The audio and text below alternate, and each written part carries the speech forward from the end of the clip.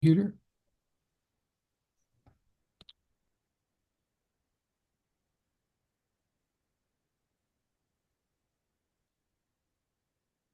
Hello, and welcome to the Small Bear Show. I'm your host, Alex S. Johnson, and with us today is Ellen Mabey, also known as the Giggling Goddess, as she was dubbed by S.A. Griffin. Hi. Hi. So, so this is an experiment. This is actually a play that we're doing a little segment of. So do you have the play script in front of you? Yes. Okay, cool. So, so I was saying, yes, Ellen Mabey was dubbed the Giggling Goddess by S.A. Griffin, who was one of the members of the Karma Bums. And so I'm thrilled as always to have Ellen. She's always a delight, and we always have a really good time on the show. Yeah, thank you. This is looking forward to it, definitely. Okay, cool. Um, I did. Do you see what I wrote? On Oh, the little thing that I sent you. wait on the what? What? I'm sorry, the what? I'm sorry, the thing I sent you, the it's called the Giggling Goddess. Oh boy, this is Oh yeah. Oh yeah. Oh yeah. yeah, I have it right Okay, here. cool. Yeah. So this is this is kind of like this has never been we've never done this before. So I kind of wrote some dialogue for us, and this is it's kind of like a train wreck, but so okay, so I just prompted you. My line was, okay. So I'll take it back from the start. Okay, hello and and welcome to the Small Bear Show. And with us today is Ellen Mabey, also known as the Giggling Goddess, as she was dubbed by S.A. Griffin. To be here, so cool. Yeah. So yeah. Okay. So as the director, it's supposed to be you're doing a terrible job. It's supposed to be yeah. So yeah, because it's characteristically Ellen Maybe. But you said so yeah. Anyway, so we'll just pick it up from the next line. Okay. Um. So Ellen, I understand that you grew up in a floating island somewhere near the Outer Hebrides. What was that like? Wow, yeah. It was a floating island where we ate nothing but kumquats. Yeah, they were delicious, so nutritious too. And there were lots of animals there, like giraffes especially. Wow. So there were giraffes? I'm having a hard time picturing this. I mean, at a floating island with giraffes. Yeah, it was wild. Giraffes are very friendly. I had several giraffe friends. We would just hang out, play games, watch films. Really, films. I had no idea giraffes were into movies. What kind of films do giraffes enjoy? Dr. Doolittle. Yeah, so they really like Dr. Doolittle. And they like, what's cool about giraffes? What's that? They're really smart. Like one of my giraffe friends was a scientist who discovered a new star system that's parallel to our universe.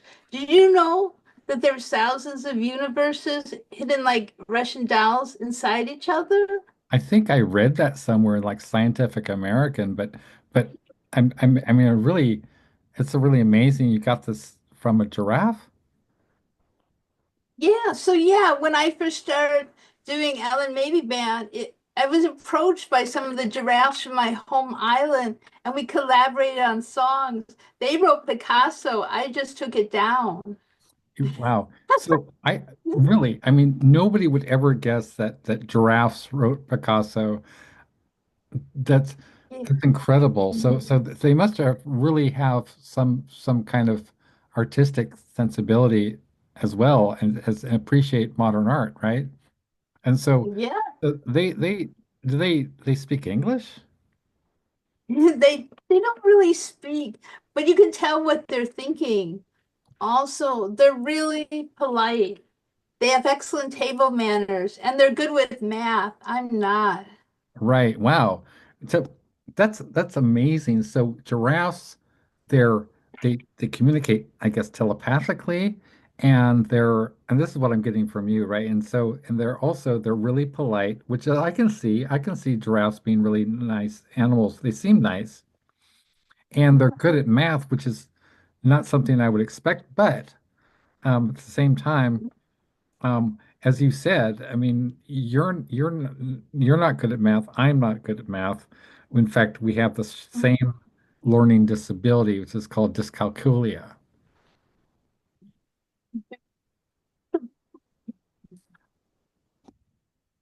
Um, I think your audio cut out. Um, Both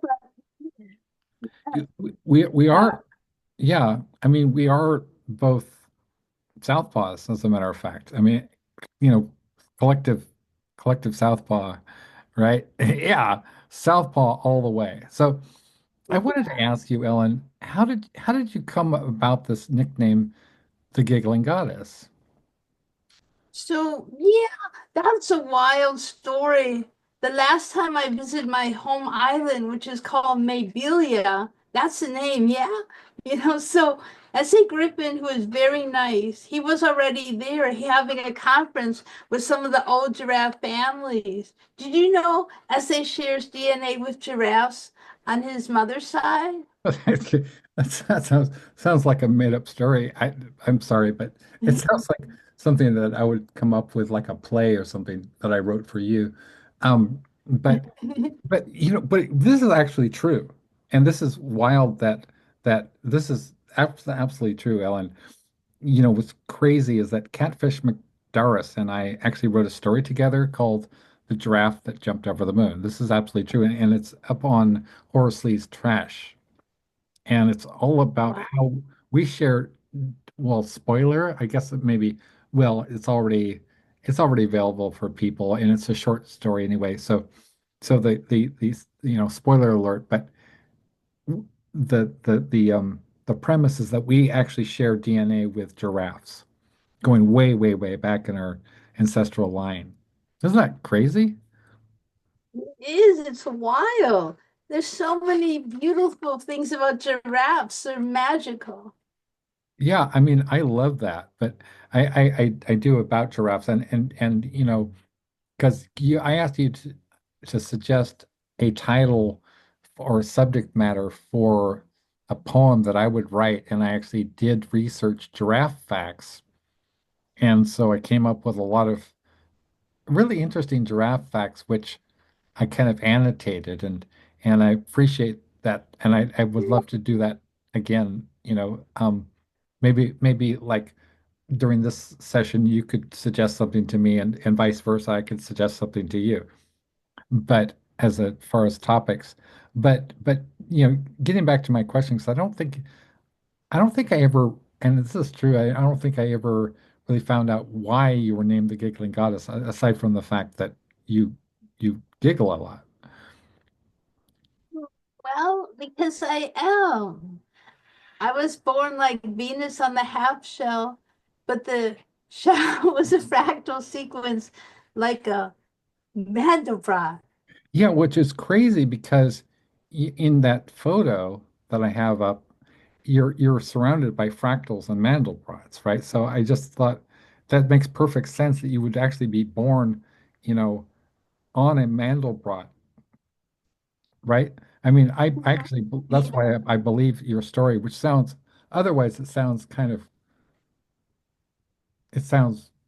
too fantastic, but with you, a lot of things that are, otherwise fantastic are believable, right? So Yeah. yeah, I So believe that, right? fucking, yeah, so fucking cool. And before I was born, there was a skiggle that tricked in from the chords. and then it got caught in Actually, telephone line. it's clouds, clouds. Oh my God. Oh, of course, that's funny because that's musical too.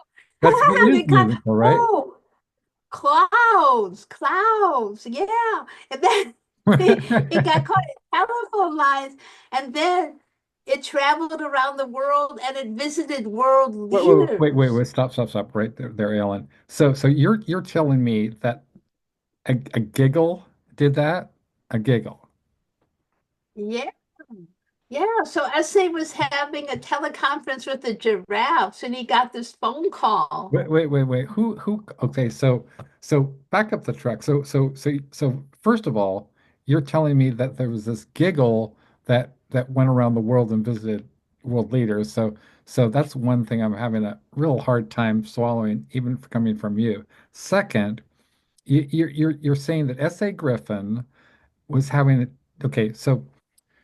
okay, so you're telling me that S.A. Griffin had a teleconference with giraffes and he got this phone call? Yeah, Well, who he called him? did. Who called him? Henry Henry Rollins. What, Because Henry Rollins? Yeah, he did. Because Henry and Maxine were playing this festival on Maybelia with the giraffes. Oh wow. No, I'm completely confused now. Yeah, yeah. So yeah, and then Jackson Brown, Bruce Springsteen, Patti Smith, Michael Moorcock, Jerry King, and John Shirley wrote this song called "The Giggling Goddess." But it was based on this ancient legend that was told by the giraffes in their native tongue. Wild, huh? Well, I mean, speaking of like native tongues of giraffes, I mean, they have that crazy kind of they have a sort of a jointed tongue. I forget what you call it, a prehensile tongue. So it's Oh, actually yeah, yeah, yeah. that Yeah. speaking of Jerry King and John Shirley, I just actually met Jerry King. He's a composer and a musician. He used to write for the great Progression magazine, which I used to write for, which is like a prog rock kind of journal. And I interviewed some people, actually interviewed Claudio Simonetti from the band Goblin that did all the Italian horror soundtracks for them. And I found out that Jerry King, this is wild, this is actually a true story, that I saw that, Jerry King was a recent friend addition on Facebook. And then I noticed that he'd put up a, some photos of like these magazines that he'd contributed to. And I was like, wow, he contributed to Progression magazine, like I did too. And so I wrote to him and I said, hey, Jerry, we have a lot in common. And I would love to have you on a Small Bear Show. So then he said, cool, no worries. And he sent me something on his Bandcamp.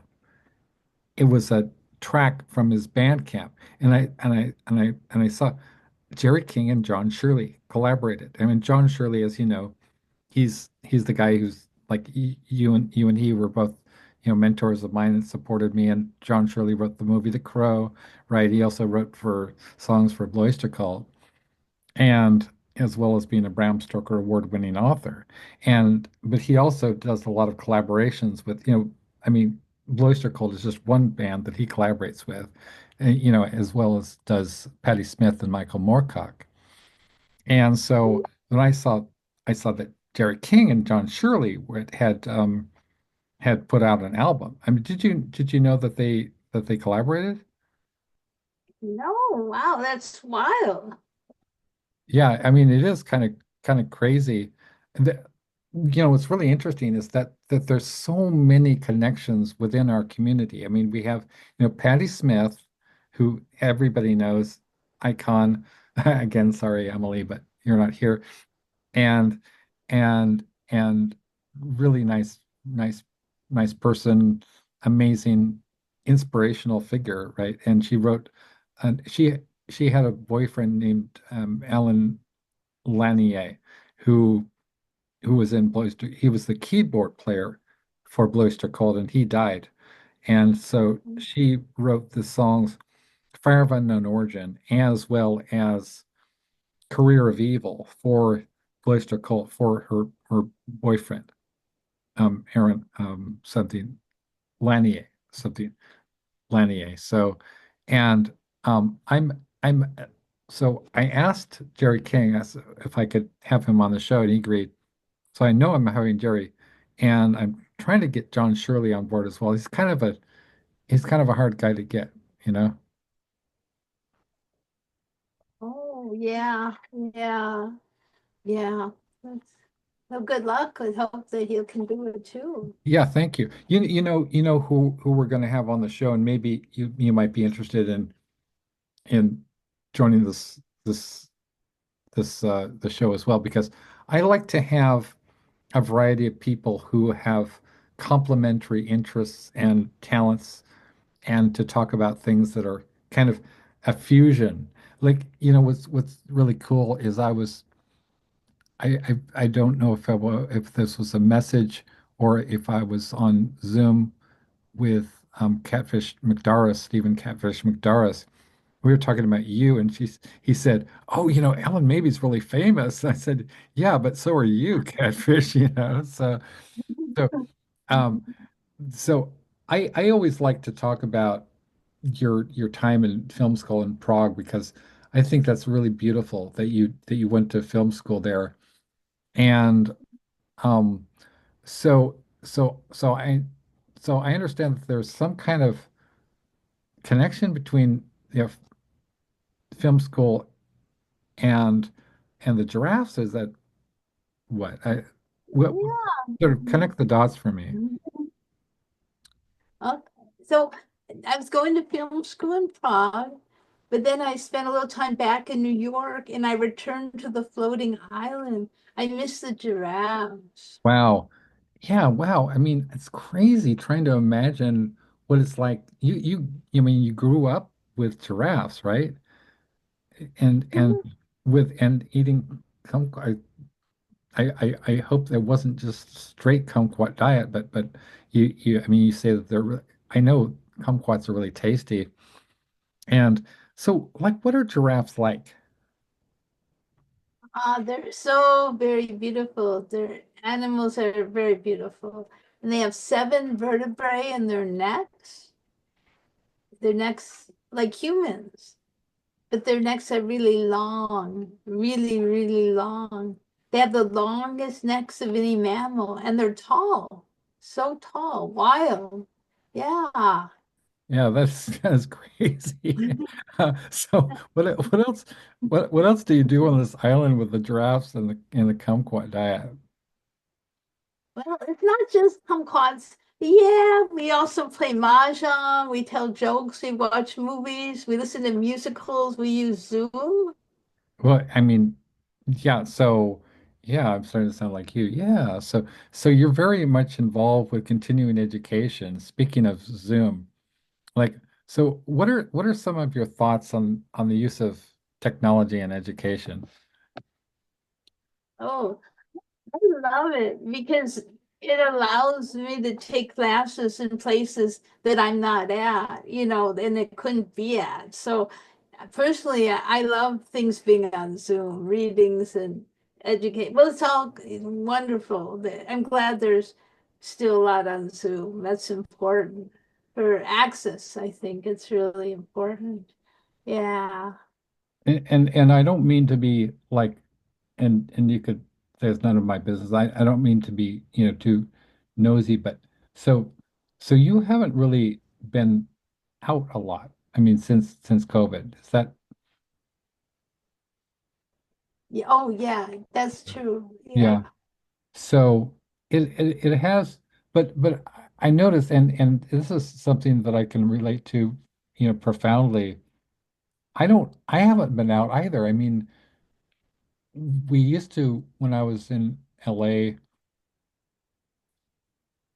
everything was there. We had the movie theater was across the street. We had this this little strip mall on PCH, and I used to go to watch movies. One of my favorite films is Taxi Driver. Taxi Driver. It's just for my money, there's something so rich about it because it has so many different moods and it's partially a love story. It's a love story about Martin Scorsese is in love with that actress, that the blonde actress who was in that series with Bruce Willis, I think. Moonlight. Yeah, that was it, right? And and so you can see that he's also in love with New York. So it's a love song to New York as well. And then the Ennio Morricone score is very much of a beautiful lilting jazz score, which you would not. No, I'm sorry, it's Bernard Herrmann. I'm sorry. I always get the two mixed up because Ennio Morricone and Bernard Herrmann have a lot in common, right? But Mm. um, what are so, and we've talked about this a lot, but I'm always interested. What are some of your favorite film scores? Um, well, I like I do like Bernard Herrmann. I like Franz Waxman, um George Delarue, who did the Truffaut films. Oh, wow, I'm gonna have to write Yeah. some of these down. Franz Waxman. Okay, Franz Waxman. So tell me about Franz Waxman. What are some I movies that think, he's scored? I don't know. I know I when I heard it because they also had like a long time ago at LACMA they had a whole thing where they had for Elmer Bernstein and they Yeah. had like a bunch of the films and that was great too. I'm trying to think, you know what? I am not coming to mind the ones, but I know that there's been and I'm like, oh yeah, he's Oh, sure. great and stuff. Yeah. Elmer You know what? Bernstein is fantastic. Yeah, yeah. Yeah. I'm sorry, what? Oh, I just said that Elmer Bernstein is fantastic. Yeah. I also like Yeah, Barry yeah. Goldman is so great. I mean, you're probably a huge fan of horror films, but his his his compositions for the Omen series, fantastic. So I mean, it's just fantastic. It's really thrilling. Mhm. Wow. Yeah, that's a wonderful art form, how that, I mean, just film scoring is and film arranging, the detail in that. Yeah. Yeah. I was thinking when you were talking, do you think it's possible you meant Peter Bogdanovich and Sybil Shepherd when you meant, is that Yeah. possible when you're talking? Yes, Sybil You know, Shepherd they, is the woman who, well, yeah, I mean, in Taxi Driver, there's there's actually a cameo from Martin Scorsese where he plays oh, two roles in the film. He oh. plays this crazed kind of coke fiend who's a ride that Robert De Niro's character Travis Bickle picks up, and he's the one who's very foul mouthed and a lot of racist epithets. But there's also a scene with Sybil Shepherd. Remember, she works for this candidate for governor, and she's Was working. Oh, do you mean Jodie Foster? Is that who you Well, mean? Jodie Foster Is it- was 13 years old when she's in the movie, and then Sybil Shepherd's in it too? Oh, yeah, okay, then I'm really Sybil, mixed up. no Sorry. worries. So Sybil Shepherd is a character in the film, and she and Robert De Niro have a really awkward date where because he seems to be very socially maladapted and but not I think he I don't know if they meant him to be subtly autistic or not, but he's obviously not he's missing a few screws, right? And so his idea of a romantic date is taking Sybil Shepherd to a porno movie. and and she does not like that at all. But they're having this is really interesting because you're into Dylan, so uh she's there they have like a lunch date and she tells him that he's like he's partly true, partly fiction, something like that is a line from a Dylan song. And anyway, there's a scene in front of this building, which is the candidate's headquarters, where Sybil Shepherd works with Albert something or other. He's also a film director and he's a comedian. He's done a bunch of stuff. Very, very dry kind of New York kind of sense of sensibility, Albert something or other. And and they have a kind of very, very clever, witty exchanges. And and there's a tracking shot where we track Sybil Shepherd from across the street. We from the point of view of a cameo of Martin Scorsese is sitting on a curb, just just grokking Sybil Shepherd, right? And the way that Sybil Shepherd is lit in this film is obviously I mean, Scorsese is in love with Sybil Shepherd. She has this almost like, speaking of the goddess, right? We were talking about the goddess anthology. She has this kind of preternatural glow about her, almost like this halo. And there's a final scene in the film. You haven't seen Taxi Driver, or you? So, No, yeah, not, I mean, it's pretty grim, but it's very very much of a dark satirical story. It was actually based on Notes from Underground by Dostoevsky, and it was the screenplay was written by Paul Schrader. So I would highly recommend it. It's my top top 10 movies. I would say it's my favorite movie of all time, which is in a short list that includes The Godfathers and Citizen Kane. So it has so much to offer.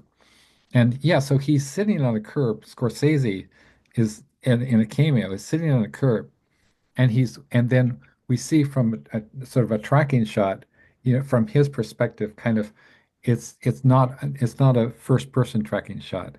It's a I forget how they do it, but first the camera focuses on him, on Scorsese, and then it tracks across the street to this candidate's headquarters, and then it focuses in on Sybil Shepherd, and obviously the the camera is in love with. I mean, the movie is in love with her. It's really interesting how that works, and and I love that it's sort of the inverse of where Hitchcock was famous for having these blonde goddesses who he kind of was a little bit abusive to.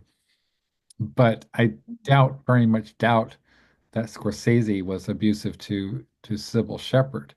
And he uses a lot of, come to think of it, it's similar to Hitchcock in the way that he uses a lot of blonde actresses. It just occurred to me. So yeah, you mentioned, and this is something you talk about in your poems, Ellen. When you talk about the French New Wave, and last time we had you on, you talked about the film Shoot the Piano Player by Francois Truffaut.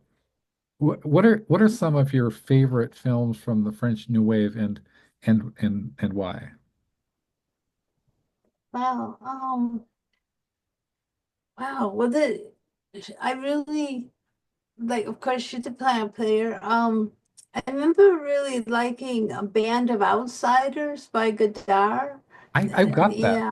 I've got that right here. Oh, As a matter of fact, shoot, yeah, it's one of Van. Did you know that this is a little piece of movie trivia? Did you know that it was actually the the reason that Quentin Tarantino named his film production company A Band Apart is because the original French title is A Band Apart, Band Apart.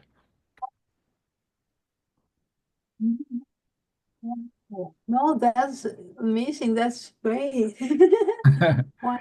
And Yeah. apparently he's I mean he says I have no reason to doubt him, Quentin Tarantino, that Reservoir Dogs is actually him misunderstanding how to pronounce Au revoir les enfants. So he came and he's like, "Oh, it's Reservoir Dogs." Wow. Wow. I'm Yeah, sorry, I do you was know, like, oh, no, no, no. No, yeah, that's great. I mean, do you know he bought the New Beverly Theater in Los Angeles, which I used to oh, go to all the time many years ago. And, he ended up buying it, and Quentin Tarantino, and they show, I guess, only films on film. And, that theater probably would have not, someone who had owned it passed away, and it was struggling, for years. yeah. And so he like did that. So yeah, there's still a lot going on. Like Vidiots now has their own movie, theater, and they're showing stuff, and they have. I mean, I haven't been to the new location because I haven't really been places, but they used to be in Santa Monica. It's a film education, and they have a building there now, and I guess it's in Eagle Rock, or so. I think it may be Eagle Rock, or I think Eagle Wow. Rock. Yeah. Wow, because there's a couple of things there. I was turned on to vignettes by the novelist and screenwriter John Mason Skip, and who also wrote, Yeah. I think, the Nightmare on Elm Street, the Dream Child, with his former partner Craig Spector, and he was the one who told me about vignettes, and I used to work near Eagle Rock because for my former in-law, my father-in-law, Hank Schwartz, who ran this advertising agency called Haller Schwartz with a Daniel Haller. You know that there's a lot of film connections as well with Hank because he had the contract for the Warner Brothers for Batman, and also he was a friend of Saul Bass. Oh wow, that's Isn't that yeah. amazing? Yeah, no, that is. Yeah, I'm glad that, that videos is continued, because for a long time they didn't know where I mean, when they closed in Santa Monica, because for a long time they were there, and then they weren't, they stored their stuff, and then they are, thank goodness, brought the video store back and show screening. Yeah, that's fascinating that, and grateful that they are, because it's such a treasure, and that's a small world, though. It That's is great. really Yeah. beautiful. You know, and speaking of films, I've told you that I have all these amazing connections with people like Michael Ritchie and John Cordy and by extension, one step away from George Lucas and Francis Ford Coppola and David Fincher. But there's also we also have a friend named Ralph. Is it Ralph Hirschhorn? Ralph Hirschhorn. He's a he's also he's a film completion bondsman. That's what he does for a living. He might be semi-retired because he's fairly, getting on by now. But he lives in Philadelphia and he's very well to do. He has his own movie theater, right? And he's really good friends with Carl Reiner. So so that's pretty wild. Uh, Ralph Yeah. Ralph used to come down from Philadelphia, and he would take me and my dad to breakfast in Beverly Hills, and we would go to the Man's Chinese Theater, or we would go to you know Santa Monica. Actually, I just posted yesterday. I posted a picture of my dad and I in front of Man's Chinese, where we're kind of in shadows. We're both wearing shades, right? And that was from a visit with Ralph. He's a beautiful, beautiful man, and he directed several films back in the 50s. He was also friends with Kerouac and those guys, Neil Cassidy. So, and he was the one who introduced was it? Pluck My Daisy, something like that. He introduced Pluck My Oh, Daisy. pull my daisy. Pull My Daisy, Pull Pull my My daisy. Daisy, right. Yeah. So can you imagine? And it's like my dad has all these incredible connections. I think this is one of the reasons why we tend to go on a bit on these Zooms.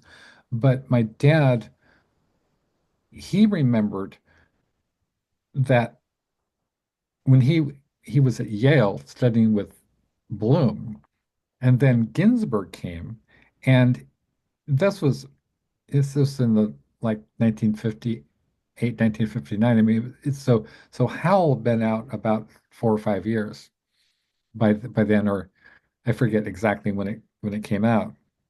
And so it was wild because, if Yale University back in the 50s, it wasn't like now. Things were very buttoned down and very, if you went to these Ivy Leagues, I mean, Ginsburg got kicked out of Columbia for writing an obscene word in the dust on his dorm window, right? In the dust, it's like writing, fuck on or something like that on his in the dust. Like not even, it was like that is, can you just imagine like being kicked out of an Ivy League school because you wrote fuck on a window pane in dust? And Wow. there was a lot of concern about Ginsburg because he was hanging out with some pretty disreputable characters at the time, like Herbert Huncke was kind of a thief, and then Corso was pretty wild character, and then of course much older gentleman William S. Burroughs was pretty considered pretty dangerous and pretty bad company to know. But so anyway, I'm fascinated by first of all, the history of the Beat generation, as I know you and I are both kind of Beat generation adjacent. And so that kind of makes me think, oh, as was Bukowski. So like I don't know if I've shown this on the show, but I'm really, really proud of this. I mean, this is kind of 58 years old, and I'm in a book with Charles Bukowski, right? It's called Prying, right?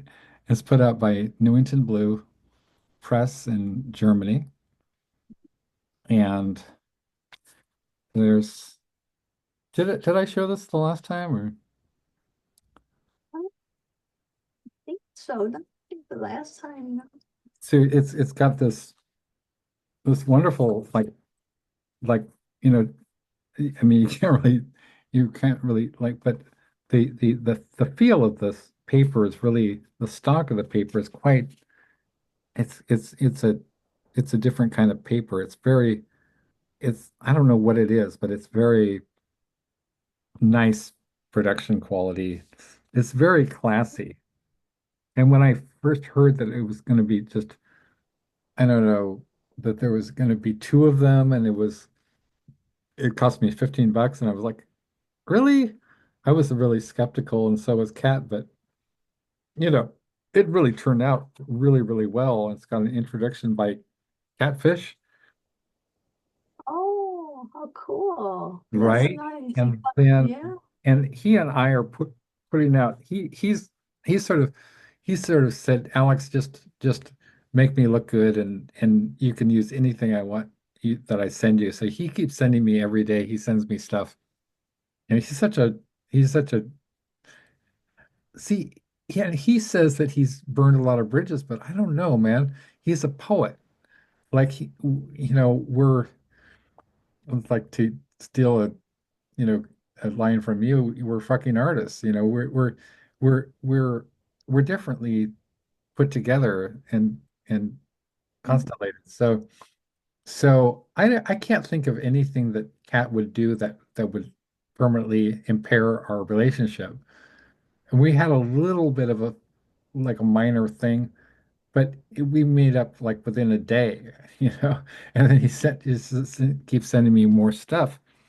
So there's the man himself, there's the man himself, um, Charles Bukowski with Michael D. Mellowan.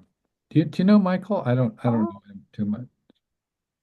I, I know the name. I don't know that I know him though. That name's familiar though. Yeah. Wow, that's so cool. And speaking of, we just had John Yamris on the show, and he was really looking forward to meeting you. He's another He's a really person. really talented guy. Yeah, I appreciate that. Thank you. That's good that you got to, do a show with him. That's cool. Yes, That's and nice. yeah, and he's I was like I really enjoyed his dog poems. And he was actually introduced to me by Miss Murphy. And this beautiful, heartbreaking dog poems. And I was thinking, wow, that's perfect for a collective paw, right? Mhm. Yeah. Collective paw. Hmm. And there's Bukowski himself, Charles Bukowski himself, right? And then there's Tom Bakalas. Do you know Tom Bakalas? I'm not as familiar with some of these Oh, names. no, no, I don't. I don't think so. So, and then we have Neely Cherkovsky. Obviously, Neely Cherkovsky is a who is. I mean, I think that Neely Cherkovsky's stuff. Well, in his book, I keep these books around me because they're so important to me. But he wrote this Whitman's Wild Children, Oh, mhm. and it was all about his friendship with people like Ferlinghetti, Bukowski, Michael McClure, Jack Michelin, who's also in Prying, and La Mantia, Bob Kaufman, Ginsberg, and Harold Norris. So, but yeah, so anyway, what were we, oh, so about that, there's also a lot of connections between like the beat or beat adjacent people like myself and you, and then people like Exene Cervenka and Carrie Chrome. Mail Yeah, we're that I mailed, but I forgot to put the unit zero oh on. oh you didn't put the unit zero. So that's my mom. So but she just mailed we just mailed you off some packages. So and hopefully they'll Oh, arrive They safely. said Wednesday, They'll arrive Wednesday, so you should get those Wednesday. but I can put unit zero. oh, thank you. So she Okay, says, okay. okay, so By the name, if even just by the name, they should spot them, and I'll keep the heads up looking too, But thank you, okay, and hey, hi. hey.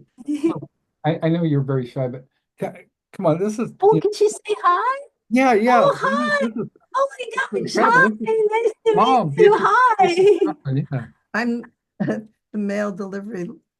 This is my Oh, beautiful mom. it's so great to meet you. Oh, yay. Hi. Hi, I saw you um, in 2012. It was 2012. Yeah, we first met Ellen. Yeah, and you were in the bookstore. Oh, yeah, oh, that is so neat. Oh, how great. Yeah, it's wonderful to always, to know you and to know Alex's dad and, Alex, of course, over the years. This is so sweet and wonderful. Thank you. This is so We're, cool. this is the mother and son team. Yeah, we totally Yeah.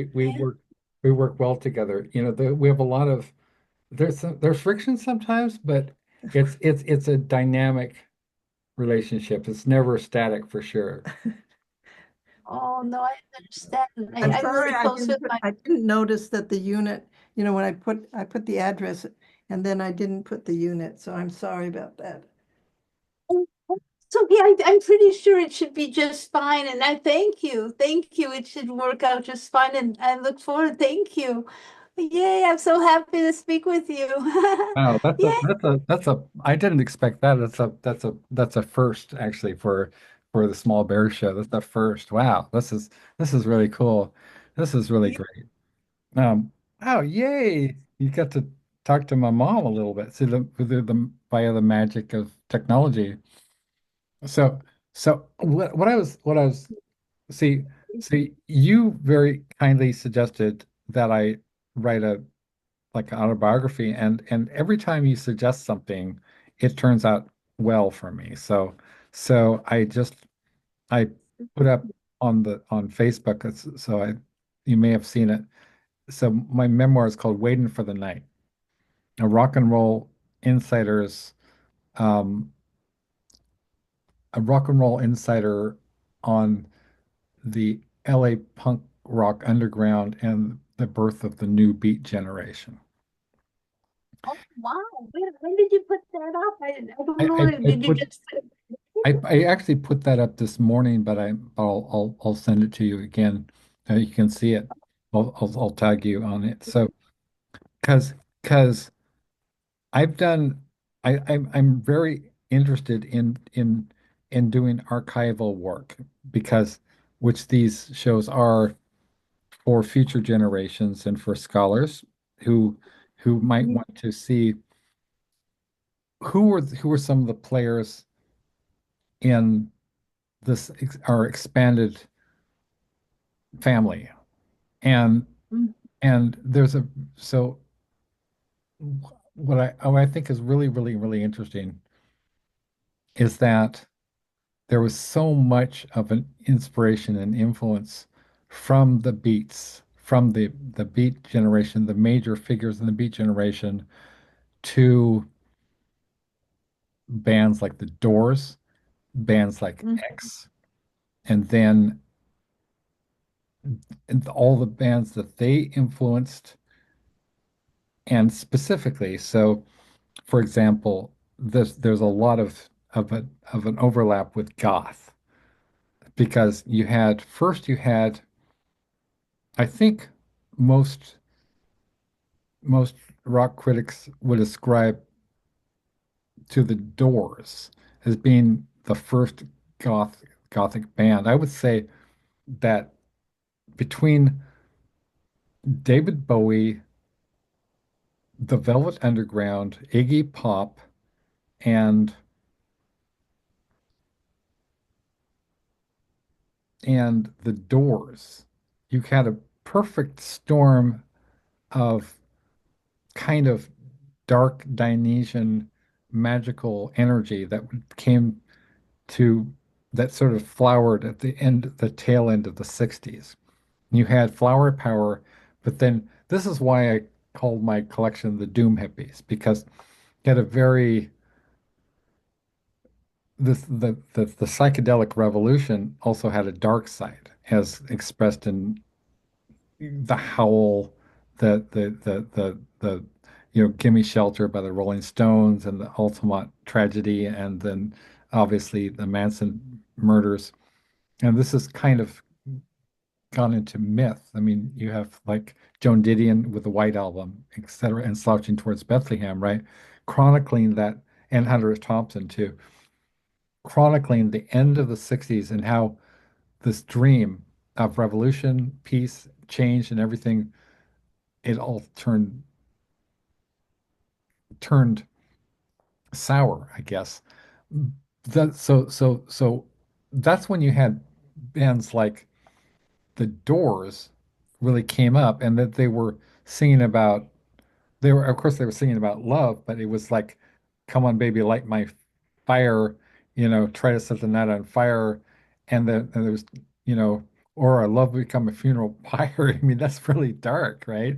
And then you had Ray Manzarek from the the organist, the keyboard player from the Doors, who also produced Los Angeles, the first album by X. And you knew you were friends with and you worked with Exene. Could you tell me, I'm very fascinated by that kind of connection between like the beat adjacents and the punk rock people. Could you tell me a bit about Exene and what she like or when you knew her? Oh, I mean, um, well, she was very encouraging of the work, you know. I mean, um, so that was really nice, you know, of her to that was very kind to, you know, encourage the work like that. I mean, yeah, and so. And I mean, I think just that we had similar, that we both connected to Beyond Baroque and connected to the Iguana Cafe. So we had that in common. We did some readings, a couple readings at Beyond Baroque and stuff years ago. Yeah. You know, I mean, I'm trying to think I had met John Doe too, and you've seen Mhm. some shows. Um, you know, and yeah, some of the people over the years, you know, I mean, yeah. So yeah, that was very interesting. I mean, you never know what will be, you know, that you sometimes kind of run across people and stuff like that just organically, yeah. Mhm. So Yeah, it's very beautiful and of course that was my first introduction to Beyond Baroque because my then wife or yeah my then wife introduced me to like X and I mean not personally like I've never met Exene or John Doe but their music and when she first played Los Angeles for me I was like wow for one thing I knew there was something different about this band they're not just well I mean one of the greatest punk rock bands next to Black Flag the Minutemen DOA I don't even say Motorhead to a large extent could qualify, but the Runaways certainly are punk rock and the Sex Pistols very much. But what was different, and this is one thing I really appreciate about punk rock, it's not it's not monolithic. It's every great band like Fear. I knew I'm friends with Frank Meyer from Fear and some of the people from or who was that? The guy who was in some of the people who were in the Decline of Western Civilization films, but but it's with X. One thing I was like, well, it got a lot of folky stuff too. I mean, it got a lot of Woody Guthrie. They got a lot of the melodies are very folky, and the harmonies are almost like country western. They also got DJ Bonebreak is like a is he still around? Is he DJ? Is he still alive? Or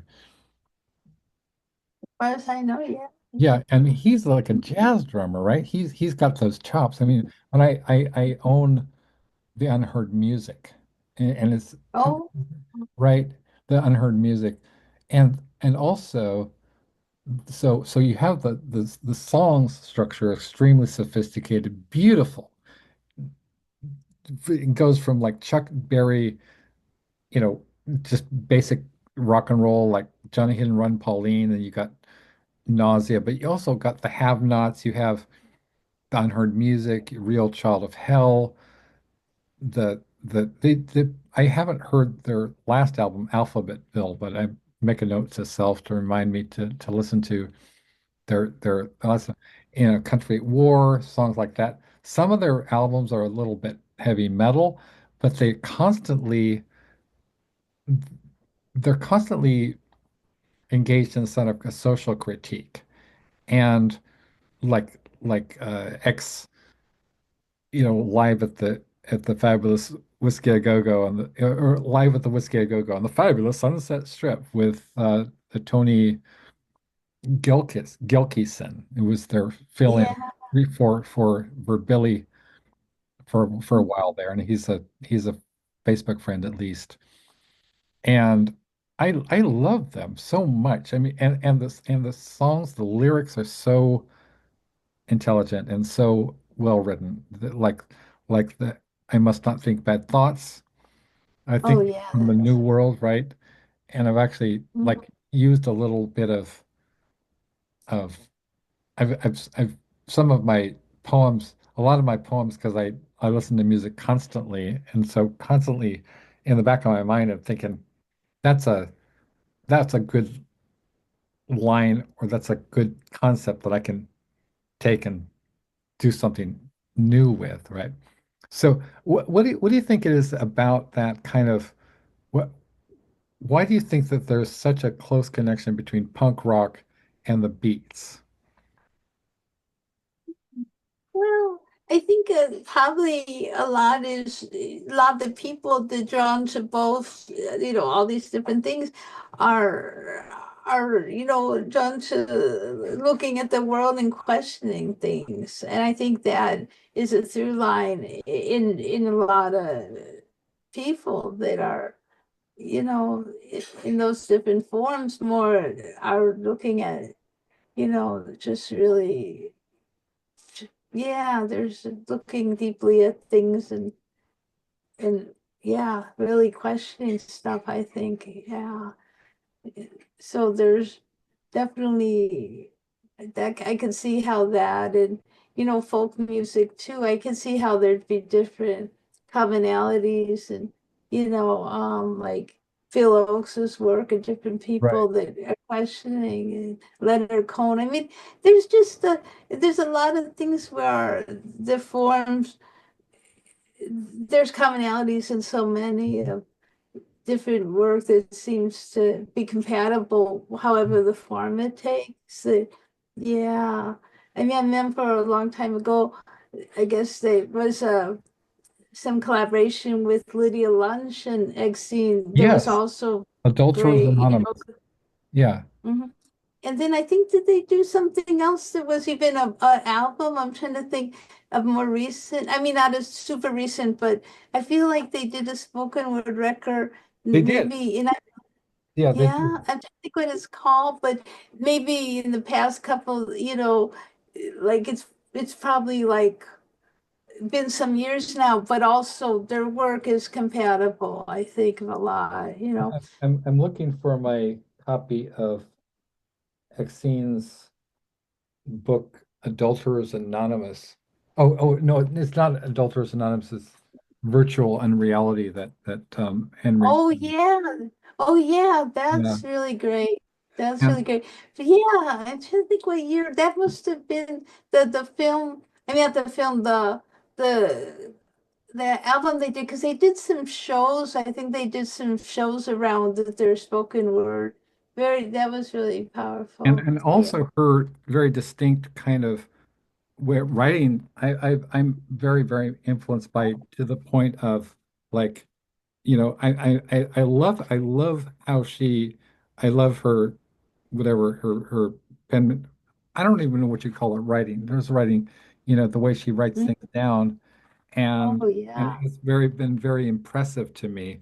Even when I take down notes, like I think I've subconsciously kind of used a lot of I mean, I love the way the lettering is so vivid and dramatic, and Mhm. also like the videos, some of the videos, like for instance, Because I Do, which is sort of like, with Exene as like it's almost like an early silent horror film, right? Whereas with Mhm. Exene Cervenka as the bride, right? And I don't know, it's fantastic. I love that. I mean, speaking of films, German expressionism and and noir films are very. I love noir films. Mhm. It's just nothing Cool. like it. I was thinking you should, I don't know if you've done this, but what would be cool if you could do like a book where you interview like filmmakers too, because you know a lot about film like that, and you're so Thank good you. with interviewing. You should Thank do you. that, you know. I That have would be neat. oh, as a matter of fact, I mean speaking of that, I well my mom packaged up and sent to you. Well, I packaged up, but she physically drove to the post office. But I also I have written film for film magazines, and as a matter of fact, I'm so our next package for you contains two actually a copy of Alternative Cinema magazine and as well as Implosion magazine, where I interviewed some of my music journalism, and they've dovetailed with Zero Tolerance magazine, where I did this column called Shock Opera. Shock Opera is about horror film music. And I actually had the distinct privilege of interviewing John Carpenter, which is crazy, right? It's so hard to get a hold of John Carpenter. And I mean, he's been a legend in film since the 70s when he made Halloween with a very young Jamie Lee Curtis. And he's still making movies. He won the Cannes Film Festival Lifetime Achievement Award. And I interviewed him. And what's really cool about John is that he he was most inspired by a man named Claudio Simonetti. Claudio Simonetti is best known for being the composing the soundtrack to films by Dario Argento, like Suspiria, Phenomena, Opera, and he's these are classic. As I have the soundtrack to, you know, I always keep soundtracks around me. I'm constantly listening to it. I dug out my soundtrack, and I know so many. So I interviewed Claudio Simonetti for a a prog rock documentary, and so which also went into shock opera, the column, which I also brought on board the singer Sarah Jezebel Diva from best known for 14 years with Cradle of Filth and also with Therion and Anctoria, her own band. And she's beautiful. I'll send you a link to some of her work. She has like a 4 octave range. So she could be a legitimate opera singer. It's so fantastic. But I brought her on board as a columnist for Zero Tolerance and actually edited her column that she was in. So we still keep in touch. I mean, she's very busy with her career and her her her kiddo and all that stuff. But she's a very sweet person, and then people like Jarbo and Tara Vanflower from Lycia and Typo Negative, who actually was introduced to me by Jarbo, and so it's really amazing because I think of the whole goddess theme, and I wanted to talk about the goddess theme a little bit because my projects are directly inspired by my life, and being surrounded by this incredible female energy. There's something so intoxicating about it that I really appreciate all these beautiful women like you, Tara, and Jarabo, and Sarah, and Carmela Voyas in Scotland, and then Krista Velisario in Greece, and Cassandra Lagoskovi in Greece as well, and Daniela Wachuu in Romania, right? These fantastic women, and Sharon Michelle LeVay from the Church of Satan, which is bizarre that that we have somebody from the Church of Satan on board, but there's different aspects of the goddess. And I really wanted to talk because I just got a message from Nicole H6 about she wants to um, contribute something to the goddess. So I just wanted to talk a little bit. I know we touched on it last time about the kind of the goddess energy and how you see that as being, playing a part in today's world, I guess.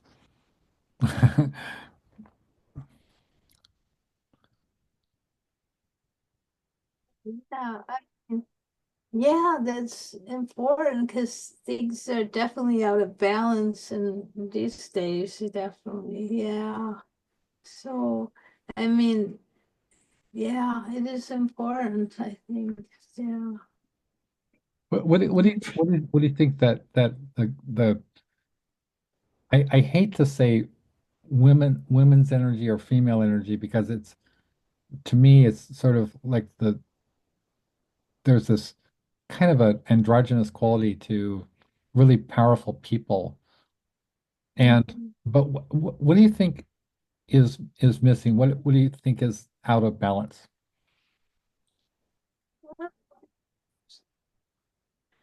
Oh, it just seems like there's such a overwhelming greed right now, and just, I mean, people just not, I mean, in general, things feel very awry with everything. Just there, every day there's something. It's just completely like Right. back, you know. Yeah, it's Yeah. stressful.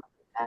Yeah. So yeah, no, it just it you know, yeah, I mean, just finding I mean, it's great to find people that are kindred, that's so important, and how just, yeah, and can see, yeah, that's important. Yeah. But yeah, there's just it's really, yeah, thank goodness for the arts with everything. It's Right. so major. Yeah, Yeah. yeah.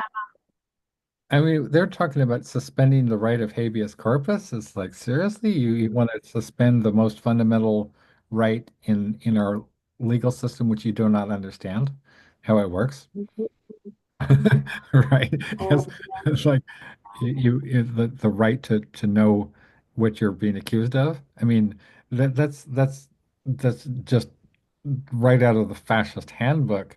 It's just this is, that's where we get things like a Kafka nightmare from the trial, right? Der Prozess, where Joseph K. is one day he's arbitrarily arrested for a crime that you don't even bother to tell him what it is. And that is as a literal fact of life for people under totalitarian regimes. Historically, it was true for people in Soviet Russia. It's true for people in El Salvador and for people in Nicaragua and for Chile and under Pinochet and Hitler obviously and Romania under Ceausescu and God, it's depressing to think, right? Franco, Francisco Franco and Mussolini, and now there's they want to bring it to the United States. Great. Well, congratulations. That's really going to help out. But there's been a series of elections in places where we've had unexpected wins for democracy. So not in the United States. I mean, I don't know. So you mentioned the arts. What do you think that arts can do? So a lot of people, I think the common wisdom is that, oh, you're poets, right? Y- you don't have tanks, right? What are you going to do when the tanks roll in? yeah. Well, I mean, as far as the arts is, I mean, it's very ensconced, and there's a kind of the arts bring a kind of hopefulness. There's something so beautiful about it. It's really important. That's another thing where a balance is important, because if one's just totally, people know what's going on. It's like it's right everywhere on the phones everywhere. It's around, but without some really, because that's just important. A year, I mean, this that keeps people's spirits and inspiration intact, and there's I mean, the curiosity and courageousness of things, and that's really imperative because it's otherwise, I mean, it's just frustrating. I mean, it's interesting. There's this show which I was seeing some clips from online, and it's a musical called Maybe Happy Ending, and it's really Wow. beautiful. Yeah, it's it was, I guess, originally it's a collaboration, I think, between someone from, I think, from here and someone from South Korea. And I Huh? think they put it on in Oh, South wow. Korea and then they put it on here. It's with Darren Chris, and it's a four-person show. I'm trying to think, is it Helen Share? There's four people. Mhm. Trying to think, and it's really beautiful. I think, I mean, it seems to be, and I haven't, seen, I've seen some clips that people are robots that are considered obsolete, and it's their story, and they run away. I mean, I don't, Huh. there's something else, there's things that are happening, and I haven't, there's, without having seen that much, but it's really compelling. And then I saw a show, I mean, I saw clips from a show with five people, and that came out, and I think it won the Olivier for best musical out of England. I think it called Operation Mincemeat, and I think I just think more uh, about it and stuff, some stuff that's going on politically, Mhm. powerful. And so it's encouraging to see, like, shows that, like, maybe are just, the cast. Oh, the person who directed Maybe Happy Ending is Michael Arden, who's a great singer, and he directed Parade, which is very Yeah. political. Jason Rob Brown, yeah. So it's, what I think, when you discover, and I've been hearing how great, it was, and and but I hadn't, just they're seeing clips and interviews. I Mhm. I think that it, I mean, because people that are curious and want to see stuff, I mean, you could do, like, I have to, at times where I was watching so much stuff, like you just see MSNBC round the clock because you're just Right. sitting there. Oh my God, it's like chaos. It got to point where you just, that's just not, I mean, it's important to be aware, but I mean, years can go by and you can just be like, oh my God. And it doesn't change that much from hour to hour. It's very Yes. intense to watch. Oh my Yes. God, breaking news. Right. And I it's know, like, right? you gotta, I mean, to me, it's like, it's like I just don't know. I think it's important to be aware, but you can get like where it just, oh my gosh, it's so depleting. It's just important in musicals. I mean, I always, because there's something so beautiful that's really important, because that's so nurturing for the soul. That is so, a lot of this stuff, when, you're hearing stuff, it is the opposite of that. And though it's very important to be aware, I'm not saying people should be ostrich. People are inherently aware. It's aware, but Right. it's overload, and it's really intense, and it is, so I'm grateful to that, to discover different things, and it's so beautiful because it is really important, and that has its own trajectory. I mean, how people are inspired, Mhm. that's, because otherwise people would, I think, it'd be impossible to do anything. They would just completely shutting down from Yeah. things, because it's so, I think that's balance that's really important. I mean, and it's, and one almost has, because it'd be so easy sometimes just to watch and just sit there, oh my gosh. So it's important to, like, fight and resist that Yeah. sense of, it's just terrible all the time. And there is a lot of beauty happening, a lot of great art, and in different ways. It's yeah, and just that's important. I mean, yeah, so in a way, that's part of the reason I just love taking all the classes I take, because Yes. you're just like, hearing different stuff, and it's neat. And I mean, I really couldn't do this because the classes are generally not right here, and if they weren't on Zoom, they wouldn't. Yeah, I'm so glad for it. I'm a big glad for anything and readings. Every like last, we couldn't be doing this if we weren't talking on Zoom. It's so No, right? magical. It is Yes. magical. It is magical. I am like a huge I don't even know if I am a fan of philosophy. I mean, like if I had another career, I would be a professional philosopher.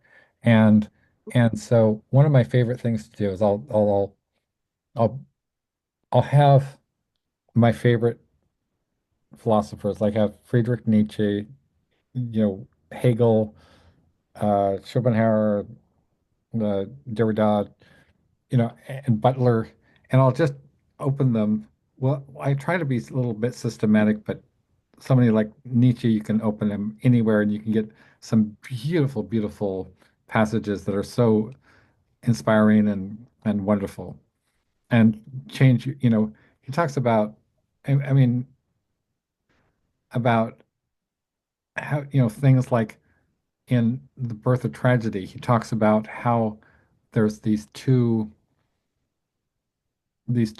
kind of forces that are very symbiotic and yin yang, like the Apollonian and the Dionysian, and how the Dionysian is more like example is sort of painting, right? Painting or sculpture, where Apollo is the god of day, right? Everything is rational, clear, and conscious. Whereas Dionysius is music, it's the night, it's Dionysian rituals, it's sex, it's a lot of things, but it's drunkenness, and it's kind of this immersion, like everything, all of the disparities between people are kind of stripped away, and what you have is this mystical union between, where the slave and the free man can be on the same level, and ultimately he said, and he compares that to the Hindu idea that we're living in a world of illusion, and that if we strip away the illusion, everything will be the same, much like William Blake. And so for me, reading philosophy is a deeply humanistic, deeply spiritual experience, which is as profound as any relationship, because you're directly encountering the minds of people like Plato, right, or Shankara, or Blake, right, or Dostoevsky, or Kierkegaard. You're directly encountering these minds, and they are, and Emerson, Burroughs, they're talking to one another too. And that's one of the things, to your point, is this fantastic kind of conversation over the ages where somebody like a Jim Morrison reads Blake or reads Nietzsche, and then he or Ginsberg, because I know Ginsberg was a big for him and for the Beatles as well. The Beatles also really loved Philip K. Dick as well, which is why you have William S. Burroughs and Philip K. Dick are both on the cover of Sergeant Pepper's. And then they in turn inspire the next generation.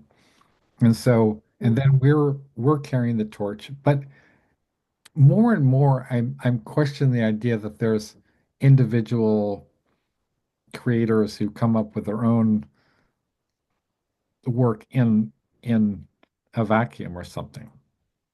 Because I know that I I try to just immerse myself in the greats, and then whatever comes out is going to carry colors and timbers of those authors and those filmmakers and those musicians and those actors and those painters and sculptors and whatever else, dancers. They're going to be have a little bit of those. It's dripping with color, but it's like your Picasso poem. The colors are wet. Go, girl. I don't know. I love that poem so much. Do you have it around? Could you read it?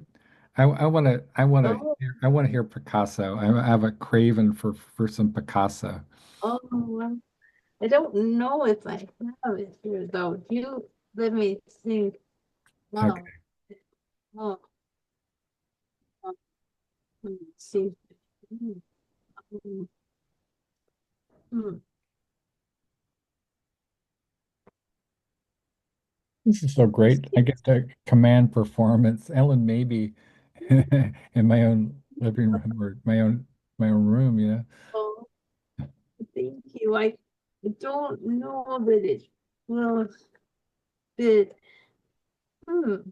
Don't see. So far, I don't see. I do have my.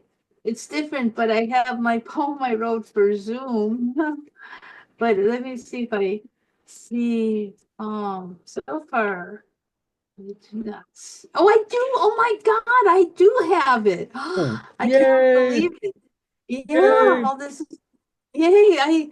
You never. I don't. I never totally know what's gonna be in here, but it is in here. What, I mean, it's what's that's cool. what's here? Do you have like a bunch of uh, Oh, so it's like a folder. it's a It's a folder. folder. Okay. Like so I mean it's a folder, but it has a lot of stuff and it'll have something like, oh, this and that, but Yeah. it's not like this has hole punched in it, so it must have been in something like, could take it around and read or something, but it's hole punched. But I'm glad I found it. Oh my gosh. I said no. Yeah, I don't really know that was here, but okay, I can do it. Yay! So, yay. Picasso. I found a year that likes my body. 1921. Girl sitting on a rock. Picasso painted a woman with my thighs. Walking around the museum, it hit me how Rubenesque is not just some word for someone who likes corned beef. There I was, naked on the edge of something, overlooking water, or was it salt? It was weird. Nobody was screaming fat chick at the frame. Nobody was making grieving sounds, but the girl in the painting looked sad, as though she knew new eras were smudging a forced liposuction with rough acrylic. The caption said girl sitting on rock, not woman who uses food to help cope for the lack of empathy in her sphere. Not the gyms are closed and there are better muscles to develop. Not girl 1 calorie away from suicide. Just flesh on a rock. Her eyes dripping question marks onto girl looking into a mirror. The vibrancy, the need to chew the ice cubism till the teeth bleed. The colors so deep they look wet. The museum guards watch me tentatively. I lean to the paintings. I veer to the outside to find out what Picasso called each work. I like titles, their vocabulary of oil.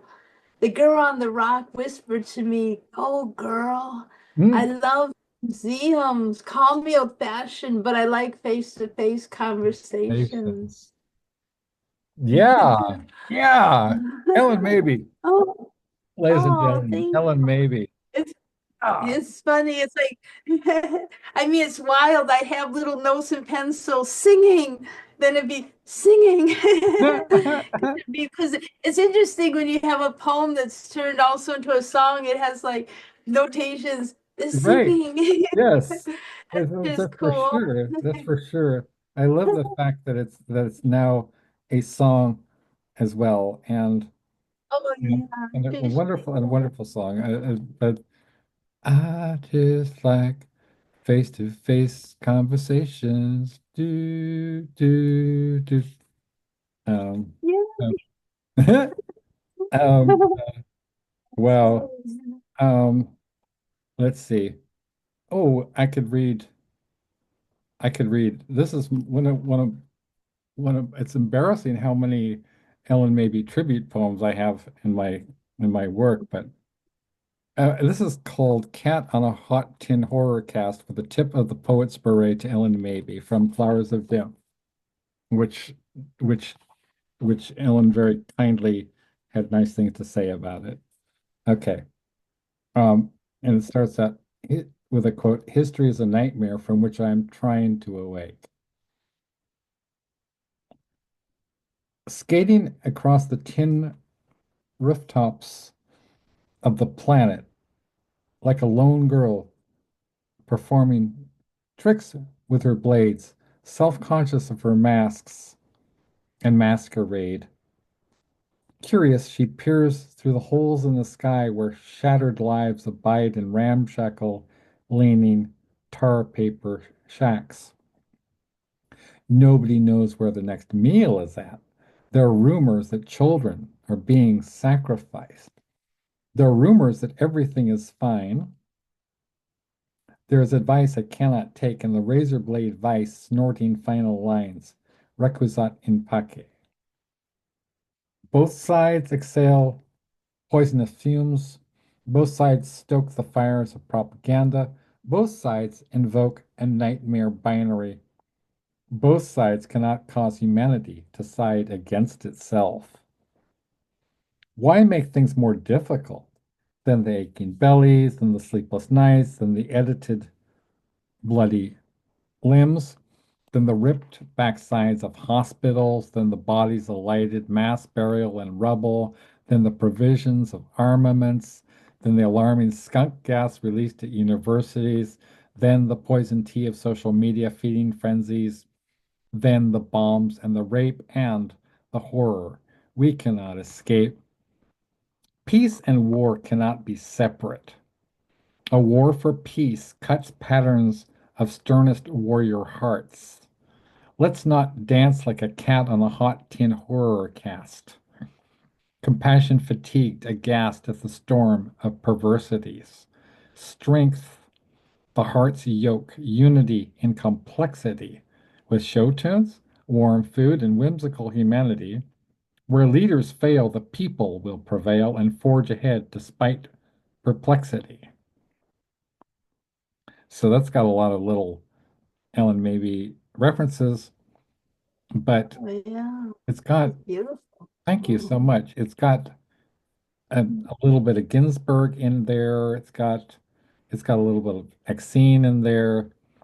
It's it's a it's a composite. It's a composite. And it's got a little Iggy Pop too. The ripped back sides of hospitals is from The Passenger. So, Yeah. and Yeah. which is cool because like Iggy named Jim Osterberg named his album The Idiot after the novel by Dostoevsky. And so there's a lot of literary qualities in those Mhm. and in those Yeah. songs as well as just being I think Jim Osterberg, Iggy Pop is a really smart and literate guy. And a lot of these people are extremely well read. I know, Mhm. you know, Maxine and John Doe are huge into burros. And you know, another really fascinating kind of inspiration is is like, well, besides the noir films, like Suzanne Lummis is writes a lot about noir and poetry Mhm. noir. She's very famous for that. But the the sort of hard-boiled, well, it's the same genre, right? Hard-boiled detective fiction. So you have like Raymond Chandler and novelists like that who are huge influence on people like Lou Reed, Mhm. Mhm. as well as Exene and as well as, yeah, I mean, you can tell some of these, like I really dig about the Exene's songs is they're kind of like these little short stories. They're little, right? The have-nots, the that must not think bad thoughts, or the real child of hell, or uh, what's the song? You know, a man on the bus talking about the president. Man on the bus. Gotta get me back to the base. Get me back to the base. Right. And then there's what's it? Where adult books, right? I love that song, Adult Books. It's very catchy too, you know. Adult books, I don't understand. Jackie Suzanne, she meant it that way. Adult books. And I don't, and you know, sort of like the lyrics aren't always transparent. I mean, they're kind of evocative and they're they kind of summon up this whole little little little world, right? I mean, I mean, for example, like with adult books, I think of this a kind of it almost reminds me of something that from the perspective of an adolescent, right? Trying to figure out what's going on with their bodies and their desires and everything, and then they're aware of adult books, right? You see, you see like an adult bookstore, right? You're like, what's inside, right? Is and or you sneak, you sneak, into like you read something in a library, like, oh my God, that's really steamy, and I don't understand what they were talking about. Did she really mean it that way, right? And I don't know. I mean, I think Exene is a wonderful, wonderful, wonderful poet. In fact, because speaking of Exene, uh, I'm going to read an Exene poem because why not, right? And see, whoa, wow. Um, it's you and Exene are very similar. I mean, your styles are very similar, and the wordplay is really great. Wow. Okay. Let's see. Maxine Cervenka. So this is from Virtual and Reality.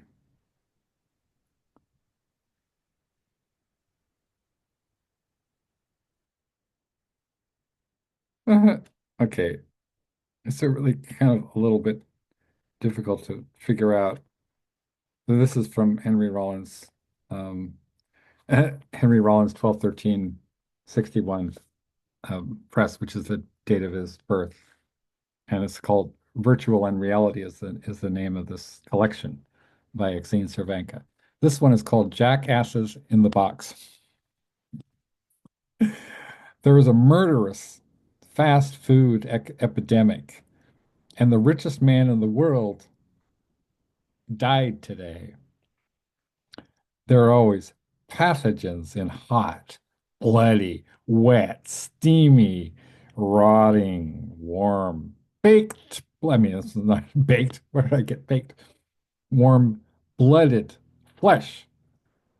Bill Bennett, Arlen Specter, Sam Nunn, Arlen Schwarzenegger, sick in his Humvee, proudly inside their vehicles, inside politics, inside suits of armor, inside the state and the House, inside the club. Why are straight men afraid of dicks? Go, Navy! Tailhook. Now that's scary. Straight dicks are magic. Straight dicks are right. When my dick stands up, it is right. When your dick stands up, it is wrong. Bob Dole, Bob Dole, Bob Dole.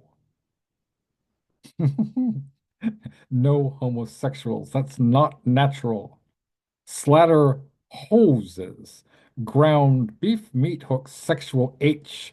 Raping women in the military is okay because it's a higher moral ground. No pain, no gain. Or is it no inflicting of pain, no gain? Meat hooks. The rape of women is natural. Cruise missiles, thermonuclear warheads, The king size penetrations, those are natural. The club is natural. Hamburger is natural. Keep eating.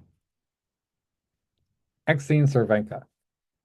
Because, when Exene does anything, it's a superb artist, superb artist. And a huge fan of yours, obviously, or she wouldn't have named her album The Excitement of Maybe. Yeah. Wow. Um, let's see. So you want to read another one? Oh, well, I could, let me see what I have here. Oh, wow. What do I have? Um,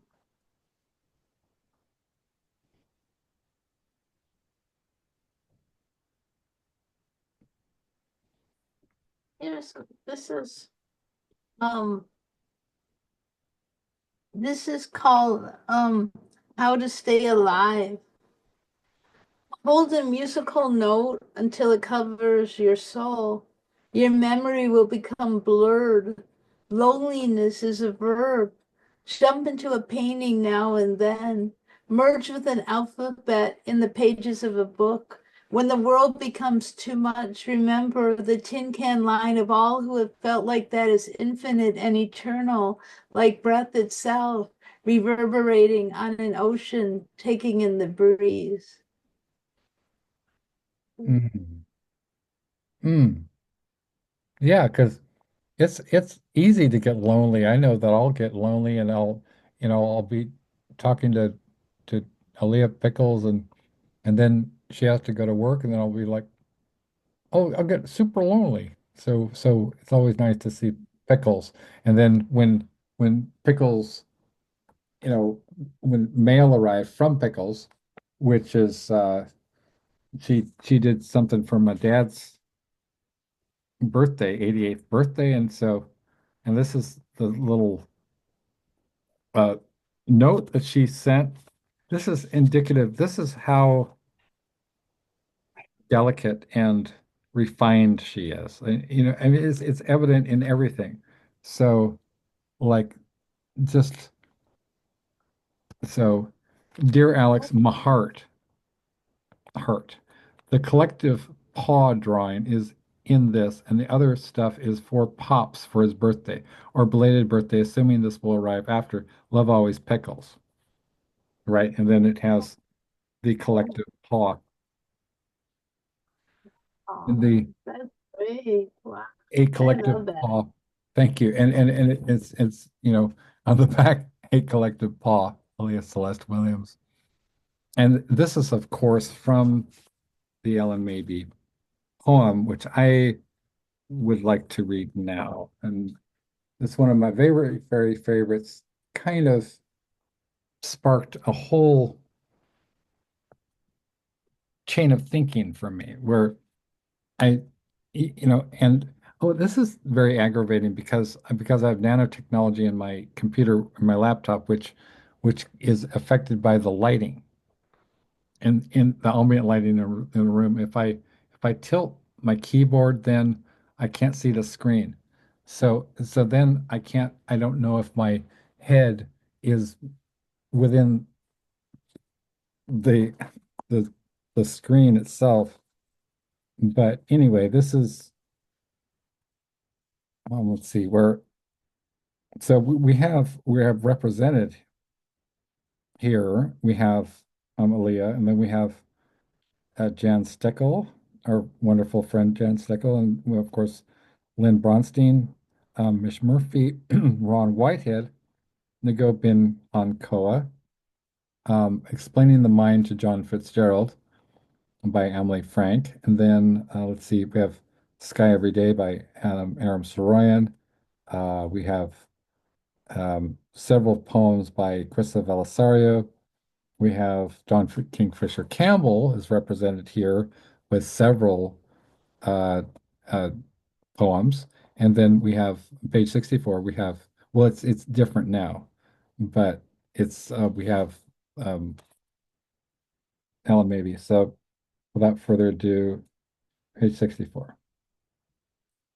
Ellen Mabie's Whiff of Wonder. There's such a pain in the world, like we all stepped on a thumbtack at the same time, and we can either take a step forward or a step back.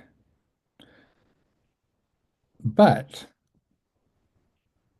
there's something in the collective paw of the world. Now we have a visual, right?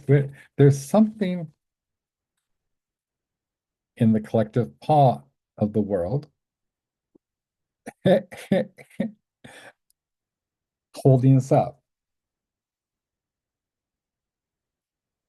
For some, it's music. For some, it's a rainbow.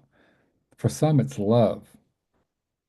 The world must contain wonder when it feels all the breath and wishes contained. Even a whiff of wonder at the right moment in time can do wonders living in the world.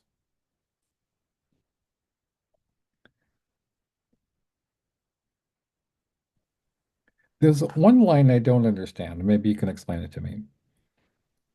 The world must contain wonder when it feels all the breath and wishes contained. I mean, that is wordplay on contained and contained, but what does that mean?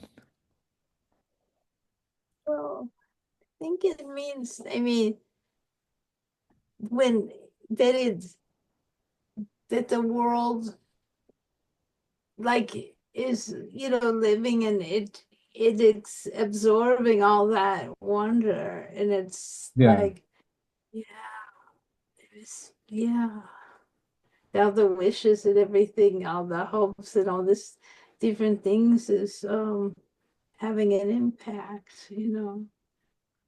it's really remarkable. And it reminds me so of Hegel, which is it's kind of hard to just trot out how Hegel is relevant to this conversation, but basically, the Hegel's system of philosophy, he he talked about something called Geist or the world spirit. The world spirit is everything. It's sort of what people call God. It's the absolute. It's your highest aspiration of it's your highest aspiration for yourself as a human being or as a and basically what he said is that that there that there is something, a collective paw. We can call it a collective paw. We can call it spirit, consciousness, the absolute God, which is contained in everything and is everything. And we are it. We are it. So, so the idea of the world absorbing this kind of sense of wonder is very consonant with Hegel because when also he said that history is a process of what he called dialectical movements. So, in other words, between opposites, or as Blake said, without contraries, there's no progression. So, when you have opposites kind of if you push any any one term to its furthest logical limit, you get the opposite, and then and that is contained within so the synthesis of two opposed notions becomes the new notion, and that and then you keep transcending that and that and that and that again. In history, God or absolute spirit is trying to manifest itself. And I would say that the collective paw is an example of a Hegelian becoming. So we're becoming the fullest possible manifestation of what we could be. And that is something that's beyond, that transcends speciesism, right? That's something that I'm very, and I know that Nicole H. 6 is all about the animal rights. Let's talk about animals because I wanted to talk about A Collective Paw, the anthology, which is quite enjoyable, enjoyable theme, and it takes us away from some of the darker elements, which I'm certainly, well, I think because of my intensity, I'll always be sort of, you know, engaged with the dark themes, but it's nice to see the Collective Paw cover with those cheerful animals, the cheerful giraffes and so forth, right? The lions and tigers and bears. And I have a lot of my characters are animal characters. So we talk about animals and kind of how they are comforting and cheer us up, you know. Yeah, no, they do. They they're adorable. They bring smiles and laugh. Yeah, they do. They just all those things. That's so important. Yeah, really, really smart and nice. Ah, definitely. I agree. Yeah. Yeah. Do you have my giraffe poem? I would love to hear you read my giraffe poem. Do you have Oh that? yeah. Yeah, I think it's in here. Let me Oh, sweet. find it. Let's see. Oh, I think it's in here. Oh yeah, here it is. Oh, Yeah. cool. Um, let's see. Okay. Giraffe Acts annotated by Alex S. Johnson. Giraffes tower over the African savanna with a delt reaching up to 5.7 meters tall, a fact that with my dyscalculia, besides being a United Statesian, means nothing to me. Although incredibly long, about 2.4 meters, their necks contain only 7 elongated vertebrae, the same number as humans. Some humans are a pain in the back. Others are so tall they strain the eyes looking for signs of acknowledgement. I exist for them as they scrape the stratospheric ceiling. Hey, I'm down here. But back to giraffes.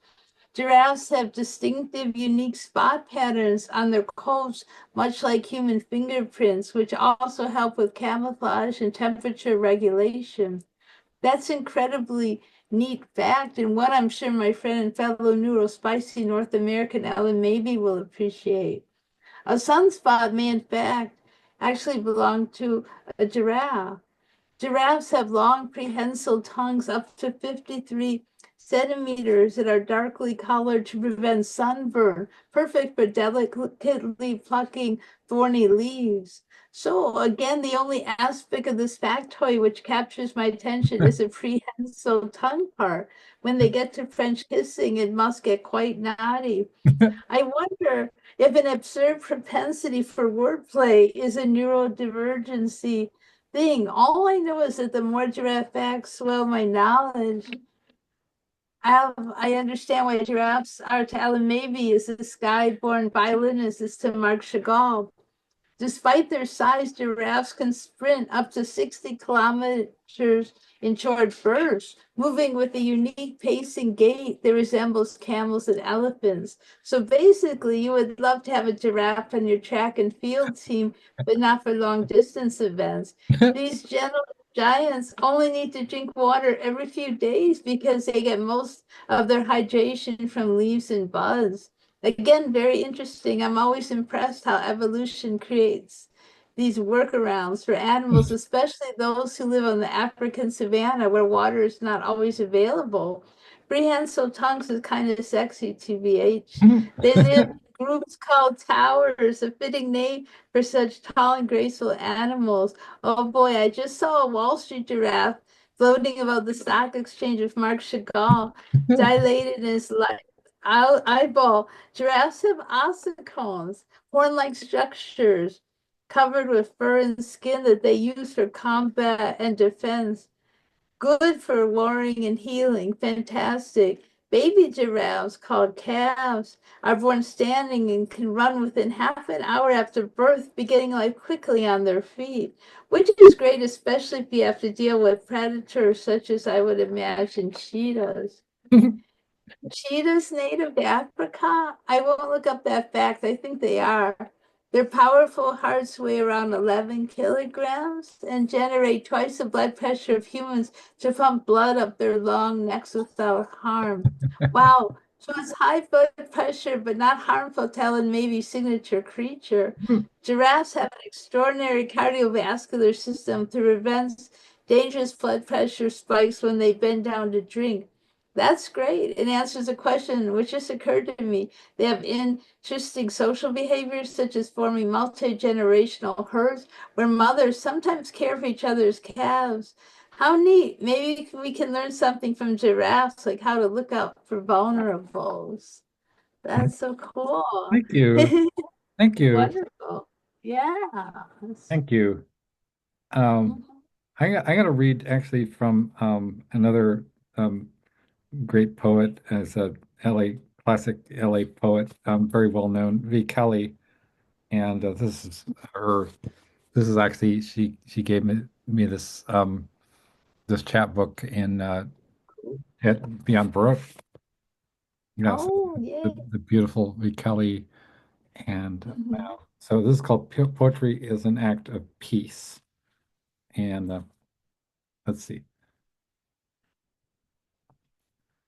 Okay.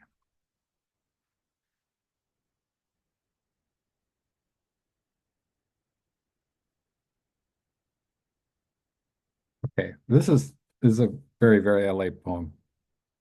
It's called I Know Exactly What Time It Is. I know exactly what time it is. It's 9 o'clock. Tamales, tamales, tamales. It's 9 o'clock. Okay. I look at one of 2-year old palm lilies I received when my daughter got shot. And the only thing standing is the lily. Standing for beauty, standing for peace, standing straight like Zuri stood up for the downtrodden, up for any fight, up to all authority and all bullies. Stood real tall, folk thought, long legs and arms. She walked armed to the tooth and nailed you, wit, truth. Every chance she got, then she got shot. Left me with all her glasses for shots. I never liked shots and didn't give her any. We already immune to everything, but the long arm of the Lord. She had long arms like her father and mine. It's 9 o'clock exactly, because this um the lady I rarely slash see anymore sings tamales, tamales. Up and down the street, the tamales Zuri loved to eat. She'd say, Mommy, they're really good and clean and don't affect my allergies. And the lady, she's really nice. She's out there every morning at 8, not daylight savings time. She out there rain or shine. And she pounds the sidewalk each morning. Her witness protection drives slowly by. I notice today that the lily's leaves have left it unprotected. They have all fallen down, hanging around the base like soldiers bored with no war to fight. They don't know that the fight is always within. I water the lily and continue to write and watch as the foliage begins to rise like armed revelations. I feel like Ailey himself. Choreography or water, they're one and the same. Hydrate the dancer, the dance comes alive. Tamales, tamales, tamales. This day, the peace following her song, her food for the morning was shattered by shut the fuck up. Don't nobody want no motherfucking tamales this early in the goddamn morning. And for a moment, there was silence. And as wounded fury, bandaged by peace, settled onto the sidewalk, breezes gently rolled by, to rise again like slow love after midnight, vibration high again. Tamales, tamales, tamales, all the way up, discreet, and anger falls back to sleep. Everybody needs their rest. Be Cully. Just, Wow. just, you know, when I was teaching, I taught at El Camino College. I taught at Marymount College, which became Marymount University in Rancho Palos Verdes. I taught at Cal State Dominguez Hills, which is where I first encountered the name Ellen Mabey, and I taught at LA Harbor College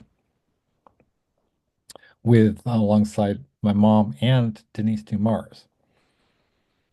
And I think she was just on Rick Lupert's show. So, so one of the things that, and at Banning High School, and student taught at Banning High School, and the an AP English class, which was on the Cal State Dominguez Hills campus.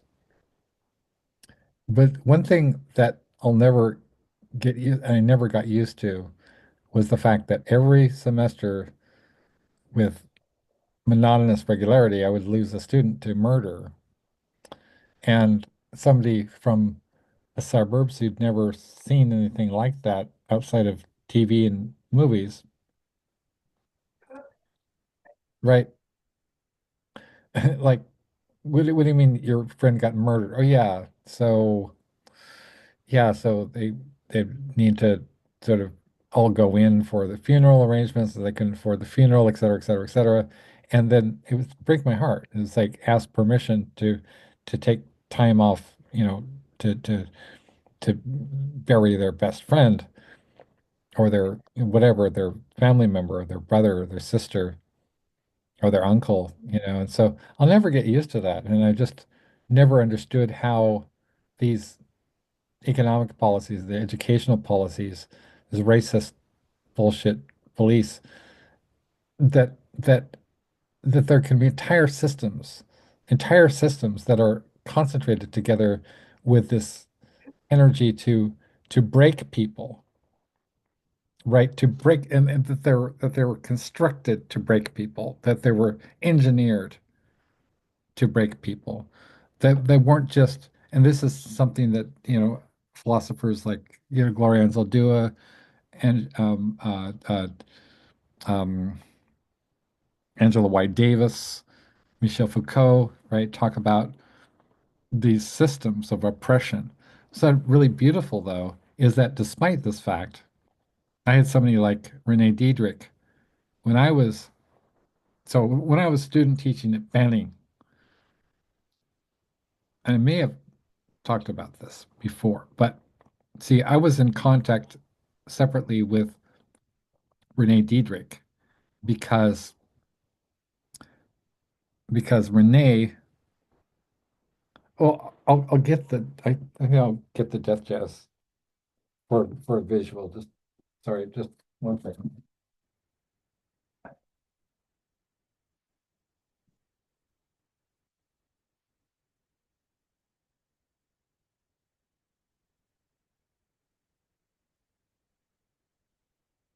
Okay, sorry about that.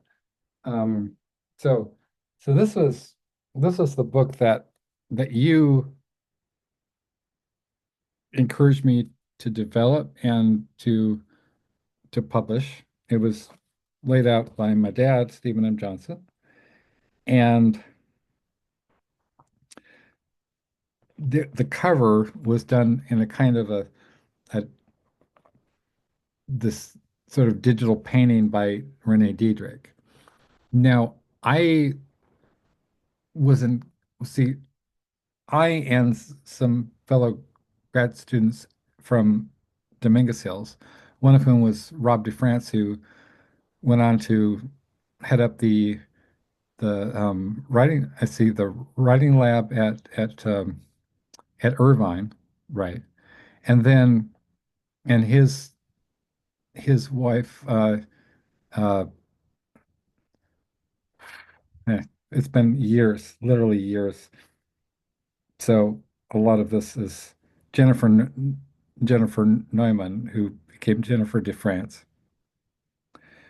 So we had this thing called the Schwibly. The Schwibly was this kind of it was a little bit mixed genre. We had I think I had some of your stuff in Schwibly. Yeah, so definitely had some Ellen Maybe stuff in the Schwibly. And I'd been in contact with this woman named Renee Diedrich because we were both fans of Hunter S. Thompson. And she sent me this thing which I edited and put up on Schwibly, which was had something to do with all I know that she was friends with Jerry Stahl, the the novelist who also wrote for TV, wrote for Alf. He's kind of a very dark Burroughsian kind of guy, and he's he is huge into William S. Burroughs, right? And she was friends with Lydia Lunch as well as our mutual friend Iris Berry. So, so I knew her independently of anything like that. And it was it's one of those weird, uncanny coincidences. When I was assigned as a student teacher to as at Dominguez to Banning High School, which is in the projects. It's in a very bad area, right? And they have to make it worse. Like you tell me how they could possibly make it worse. Well, they ha always had a patrol car, LAPD patrol car parked outside of the high school. I was like, why do you have to have a patrol car parked inside of the high school?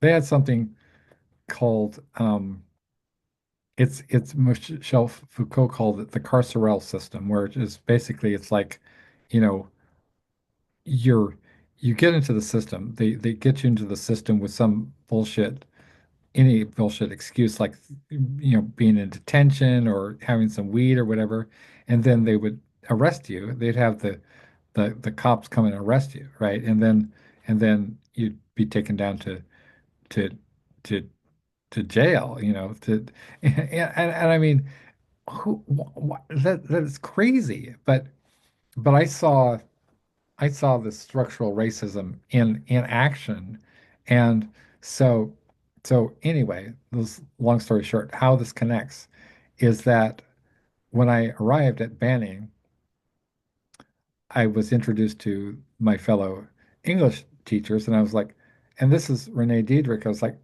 Renee Diedrich, we're just talking to you. I was just talking to you about Schwibly and stuff, right? And so it was like blew my mind, right? So Renee and I started hanging out. We used to go to lunch all the time and talk about Hunter Thompson and William S. Burroughs and and William Blake and drive around in her car and get high a lot. And anyway, so that's how I connected with Iris Berry. And so that is really an incredible story and how we're like all of these amazing connections which were made possible, well, not just through you, but because of my being in the right place at the right time, right? And um so maybe I'll read something from maybe we'll kind of pack it in for the day, but so I'm gonna read a couple of things from the Death Jazz, and we'll kind of maybe close up shop, okay? And then you can eat I know like sometimes you forget to eat, um, so I'm gonna read some short pieces and then and maybe a longer some a longer from the Death Chest. This is where we first we first met because of this book. So this is called the Gore Candy, and this is the photo by my friend Rachel Thompson. So in front of Candy Town, I forget where this was. This was taken in Pedro, right? Which is very Bukowski. Okay, this is called the Gore Candy. I scored the Gore Candy, so your folly is my reward.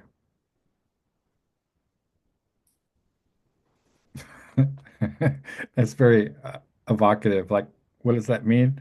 I could be a vampire, right? Okay, this one is called The Poetry Snuffed It Today. The poetry leapt from the top. This is very Browdigan that with an LA flavor, right? The poetry leapt from the top of a 33-story building in downtown LA right into the river. The poetry leapt from the dream liquid siphoned from Nova stars right into your 1950s dual cylinder Chevy, or Chevy, I should say, with Pocho headlights and anarchy white walls. Okay, that's a very LA poem. Um, oh my gosh. So just maybe one more.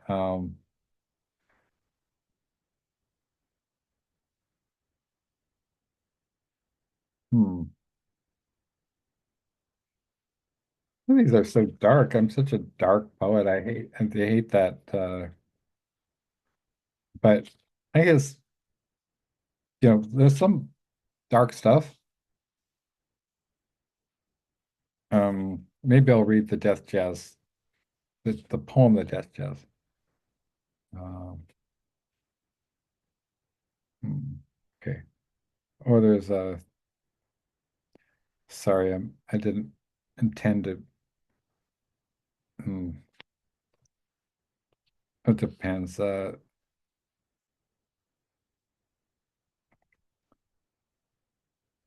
I could read it's too dark. I could read the Bukowski poem that's in the Bukowski book, but okay. There's some cut-ups. Oh, Buddha of Spades, which I made a joke. I made a not a joke, but a mistake in this. Um, so I should be Jesus of Aces is actually not a face card. I should be the Buddha of Spades and Jesus of Diamonds. I rewrite it, so I'm gonna Jesus of Diamonds, and it's fine. Okay, this is called Buddha of Spades from the Death Jazz. No more shall we death grip the cards, till with facial morph and burning magic we force the hands of gold. No more shall we maintain a terrible balance, overlapping ourselves in a dead drop faint of ecstasy, holding out for Nirvana's diamond eye, tiptoeing the greased rope over the abyss, shouting back from futures past, we made it. You'll love the further shore. You can burn the books now. This probably will not happen. There is no cure for the flesh wound that we are. We're all dealt something beautiful. Allah of clubs, Buddha of spades, Jesus of diamonds, Krishna of hearts. And even though we know the games within, how carefully we play ourselves inside the arcanum aquarium, well, something extraordinary laughs and swims right by. So, that's the death jazz and Very cool. thank you. Yeah. So I guess we'll kind of wrap it up now. So that It's so nice. This is yeah, thanks. Yeah, it is nice. Oh, so there's just a couple of things I think because we have some some books in the works, and I'm trying to keep the momentum going with all of them, which is sort of like those people you see who they're spinning the dishes and the whatever, those guys, doing like that and whatever. But I just can't just do one thing at a time because I think that's maybe a neurodivergency thing. Is sort of it's like okay, next, right? So I have a few minutes, like 5 minutes downtime. I start to getting nervous. I wonder if I'm productive enough and if people are going to remember me and when I'm dead. It's crazy. There's crazy thoughts that I get, sort of like, yeah, did I produce enough? And is 17 anthologies enough, or should I go for, the magic 25, right? And so I'm also very kind of ambitious. I guess I have ambitions to do extraordinary, interesting things. So we have the Goddess book. The Goddess book is initially I'd slated it for July 4th. There's really no reason to keep it July 4th because we're ahead of schedule on most everything. I didn't think we were going to put out the the Gregor book, but we did. And just it's so beautiful. I mean, I just love it so much. It's nice looking. It's a very, very handsome boy. I think of these as my, it's like my boy, it's like, wow, you know, Dr. Flesh, it's my boy, you know, this was from like 2017 or so, Dr. Flesh. And then at any rate, the first one, my first collection was the Death Jazz in 2012, which is how I met you. Because of you, I started publishing myself. Also because of wow. Rollins having that, providing that kind of, and I was reading tons of Rollins when I was writing. I didn't know, I literally did not know that you knew him or and he published you. I had no idea. I didn't know that. So it was quite a coincidental that I think maybe one of the reasons why your work had such resonance for me is because we overlap with some of the same inspirations, obviously. So Rollins being one of my major inspirations, along with Shakespeare and Langston Hughes, et cetera, et cetera, et cetera. So that's really beautiful. So we got the one that I'm really looking forward to, besides A Collective Paw and the Sondheim. What's going on with Sondheim? Do you hear from anybody, or is it that kind of I haven't really heard from people, but maybe it's good to post something again yeah, and they're to write to you, so hopefully they'll write to you. You know what I mean? Like yeah, that's there's submitting to you, but maybe it'd be good to, post again because yeah, just reminders. And then hopefully some people will hope so, It's such a beautiful project. yeah? I think I will boost the signal on that one today. So I write something up and I'll tag you, and then and with all of the submission requirements and who to send to and what and then maybe you could repost it and tag some people. So so we're gonna do that. And then but the Oh, one, oh, Ellen. go ahead. Oh, Yeah. I just have to. Do you think it was like, do you think it should be because he was so much into music education, do you think Mhm. it should be something like for like sweet relief or something like that, that people, that it would be, I mean, I don't know, but he was really into teaching and stuff. I just don't know if that would make it less, like more simplified and just, I don't know. What do you think? Like for making a charity as well. Do you think? I mean, Well, because it's, I don't know. I uh, don't know. that's what we did for the first Cohen book, and I think that we could definitely we could definitely do that. So, especially as the arts are under attack in America, and the programs like NPR and is being gutted, is being canceled. NPR has been canceled. And I think I don't think I'm exaggerating. NPR has been canceled, right? It's been defunded. So, and NPR is always struggling. So, so help me out, Ellen. We like let me trying to think of a fund. I mean, there must be some kind of fund where that independently funds the arts. It's like maybe Iris Berry would know. Is it, or Modiano? Do you think Modiano would have some ideas?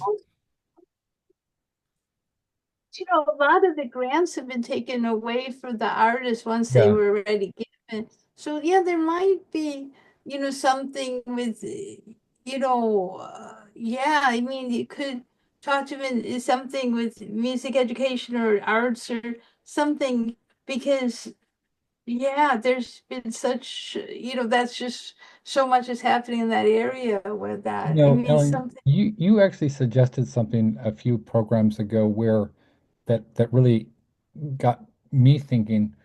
So we have, besides money, because nobody has money, nobody has money, but we do have raw human resources, and we have people like yourself and John Yamras and Mark Olmsted and very, very kind, generous people, and Emily Frank, who I mean, depend. I don't want to like you know kind of muster up people to work for free. But I was thinking though, there's something about like maybe people could, it's like if you paid again, so if you we could instead of having a group that we a nonprofit or whatever that we actually don't know where the how the money is being utilized, right?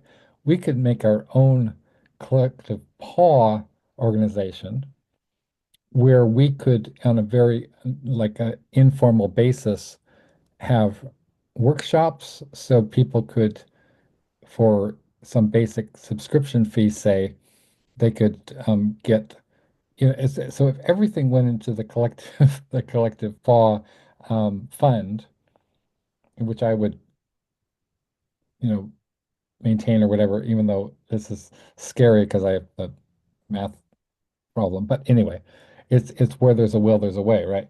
And so then people could sign up for, say, maybe a workshop with you and me, or um, whoever might be interested.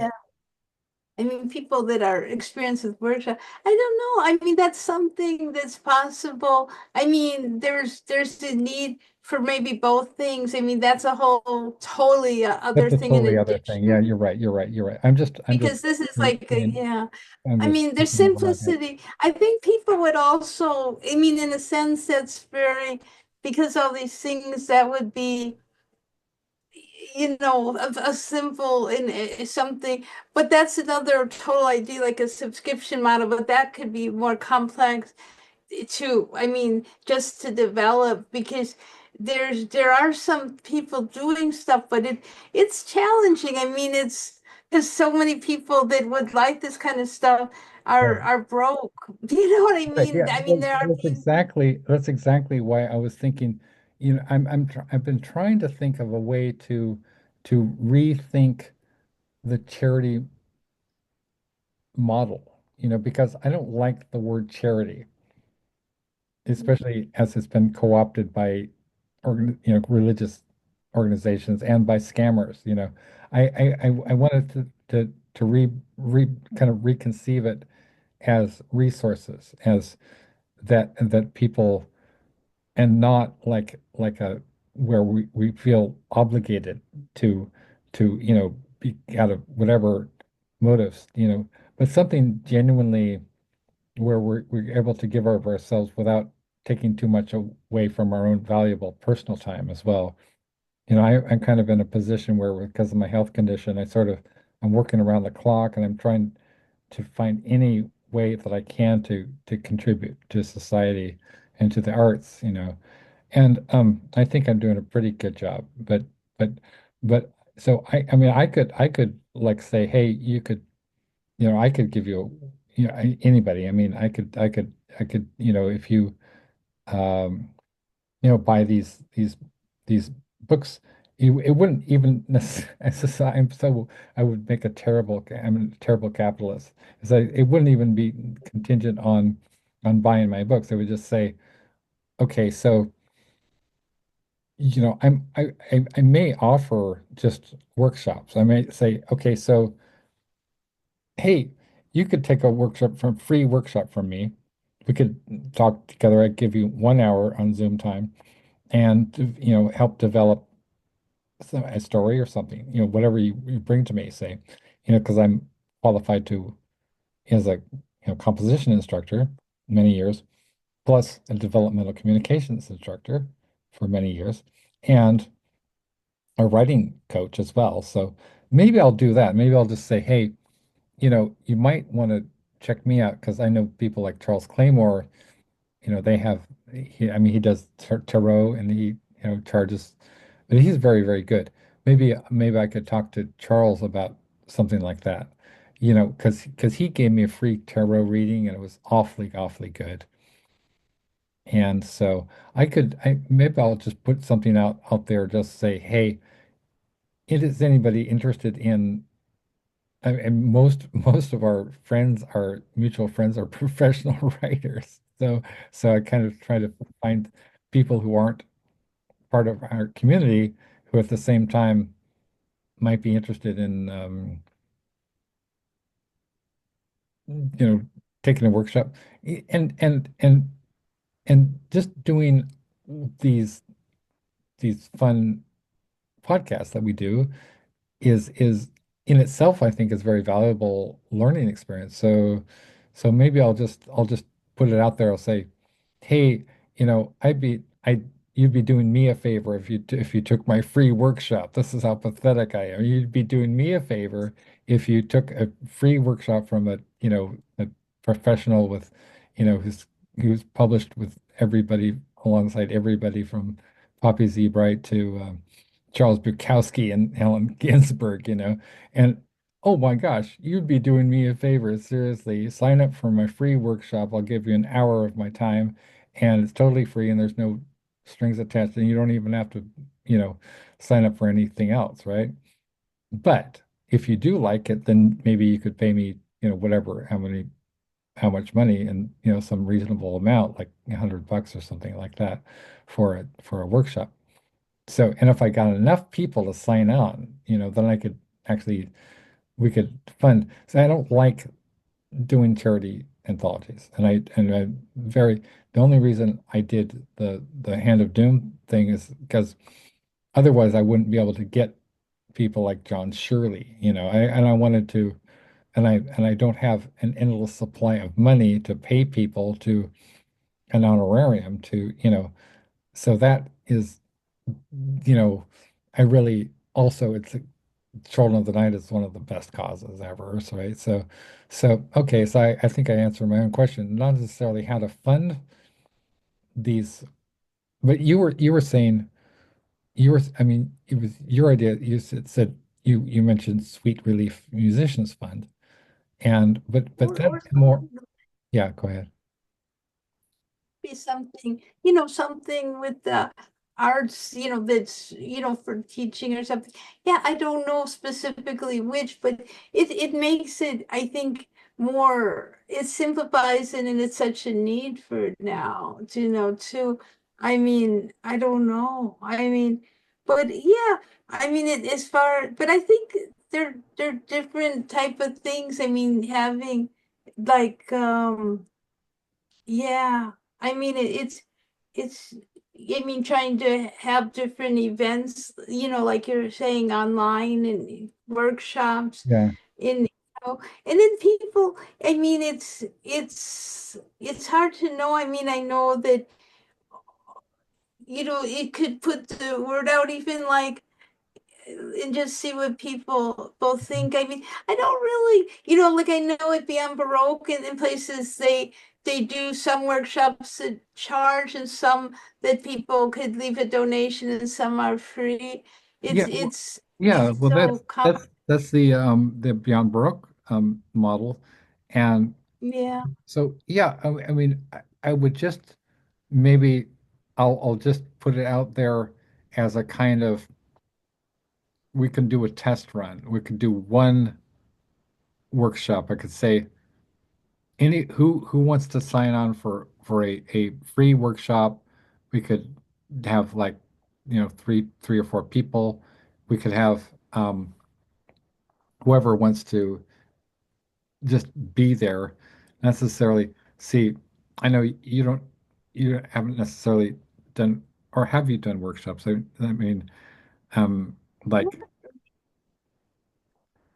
Facilitated a long time ago, but I mean, I'm not really like, my background isn't really, I'm not really like so oriented towards it. Do you know yeah, what I mean? I mean, yeah. I'm not going to try to like, sign you up. But I'm just trying to think of because it is a lot of energy for me, but I'm always happy to do it. I just also I'm just one voice, and I always try to have the collective paw, because I'm tired of myself, and I just want to have, people, the different voices. Like it was really fun to have, Modiano and Olmsted and Morrison and Lupert and them, on the one show, right? We're just yeah, maybe that's even, I mean, I just don't know, but it's hard to say. Like a workshop has its own level of intensity, yeah, but having like you're having all these different guests, like even like maybe what would be kind of cool is like to see, like to put out the word if some other people might know people to work together to be on your show, because then there's some energy in that where it's not maybe in the same, because that's like leading a workshop is yeah, probably very intensified, but yeah, like there might be tons of people that would really enjoy being on the show, or they would know people, because then you'd have all right, these archival, guests, that people might know other people, and because yeah, that could be quite cool yeah. too. Which reminds me, I want to reach out to. Do you know what's going on with Gonzo Fest or Oh, I think it just finished. Yeah, usually Ron White. I think it just finished this like within the past day or two. They've been posting. It sounded like it. They're gonna. I think they're gonna do it. Maybe they're talking about possibly two of them next year or something. okay. Like there's just a lot going on. They might do it twice. But yeah, that would be great. I mean, you guys would have a lot to talk about. Maybe So I we think could it have just finished. so I'm thinking maybe I could reach out to like Michael Duckwall, Ron Whitehead, and have, you and just us on the show. Yeah, they would definitely, even for that, have a lot to say about it. You know what? In some ways, even if you had a couple people, then they all, because they're really focused together, like, and even one or two people, then you guys really get to go so deep on it. Right, Do you know what I mean? right. That could be very good because they've worked together a lot, and he might, maybe even like Jin is works with him a Yeah, lot, Jim as Bogan, partner. his wife or his partner, yeah. Yeah. Yeah, because I mean, Yeah, because it's amazing how, like, sometimes even having a couple people at once, how deep that can go, and it can be really cool. But, and then he may know some people, and then, like other people you mentioned that have been on may know some people, and Yeah, then that may be really good because then it's archival in a different way than leading workshops individually. Like, that can be yeah, very intense. That could right. be cool. You're right. Yeah, Yeah. yeah, and I agree with you, Ellen, and moreover, I think that I am. I mean, workshops can be intense, as you say, and it can be stressful, and sometimes people, those feelings get hurt, and I don't want that. I want to have a kind of a light, positive, uh, you know, everybody's kind of, excited about the arts and progressive politics and really improving our, our kind of general moral uplift so we don't get sink into the, the slough of despond or whatever, or start doom scrolling, what's next, what after they take away habeas corpus, isn't that kind of it for democracy? And so, yeah, so we could have Ron and maybe Gary Grossman back on the show. I'm trying to think of people we have not had. We're certainly, I would love to have Merritt Walden on the show. Maybe we could have like Merritt and Ron and you and just, you know, just basic, or later in the summer, we're gonna have John Yamris really, just really excited about, meeting you. And so, just play it by ear. It's fun, and everybody seems to know some people that like, like Eric Lawson. He's Mhm. somebody that does poetry, and I think you would enjoy talking to him. And, I'm hoping Daniel Yearing at some I point was you'll about to have. mention, yeah, Daniel Yerian. Yeah, he's great. Yeah. He'll have a lot to talk about. And I know at some point maybe PJ can be on too. And, I would do different that. Yeah. people. There's a lot of people, but maybe that would be interesting to put a thread out. Almost everybody seems to know somebody in some way that's a poet. They Yeah. might, spread the word, and then you'd Why have not? all Why these not? different So people. so That's good. so I'm thinking a calling all poets kind of post where, and Yeah. we'll keep working on Sondheim, but I think this is something that's exciting. So a what I like is kind of calls that feel kind of mythic to me. I mean, I'm always very conscious of history, and I'm always thinking of our precedents, of people who were here before, and the Dada people, the Beat generation, Bukowski, and it's a great good fortune to be connected with a lot of the, people who are like Ron and you and Poppy Z. Bright, Billy Martin, who was a friend of Hunter S. Thompson, right? Also a friend of Ron's, and so it's the kind of also the connection between horror and the beats and music with Bauhaus and etc. So but Billy is not available for this show, which is great because I love him so much, but he's not available for this show. And we could have just put out a kind of a call, calling all poets, right? If you're a poet, and we could put out to people like Joe Kidd and Gary Grossman, and we've had on the show, Merritt Walden, Ron Whitehead, and just say, hey, we would love to have you on our show. Invite your friends. Let's let's have a party. Let's, mix it up, and we're going to be talking about how we can, change the world with a, you know, a, right? Yeah. Instead of Yeah. the well, I mean, this is not does not supplant the Black Power fist. It's also the Black Power fist, right? But it's also, see, I was thinking that this this is the black power fist, right? And then you have this as a collective paw, and this is a little harder paw, right? When you have oppression, you want to be a little bit fearsome.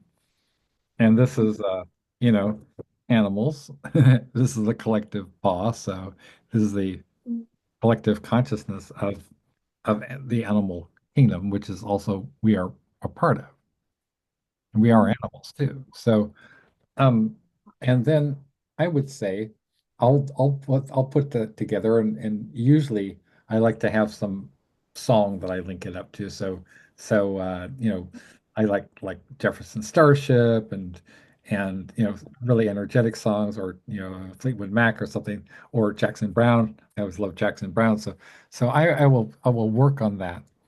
Oh hey, what about I was thinking what power to the people that's is that Patti Smith?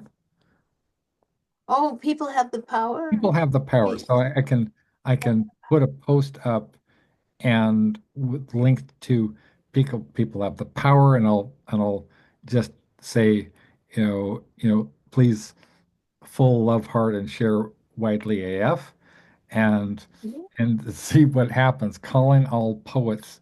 We're going to have a virtual summit meeting of poets, and we're going to talk about how we're going to raise collective energy to fight oppression Yeah, through the arts. Because I ultimately, I don't. think that's what it's all about, right?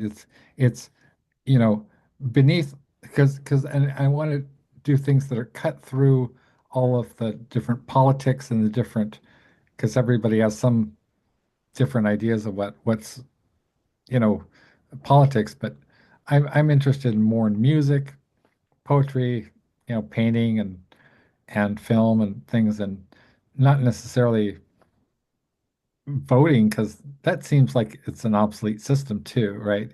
You have elected representatives who don't even, now with electoral college and now with Trump, is even further removed. He's even gone up against the Supreme Court that he appointed. So that's not that's not happening. So I think that's what I'll do, and then I'll tag about 5 people. I don't like to tag a lot of people.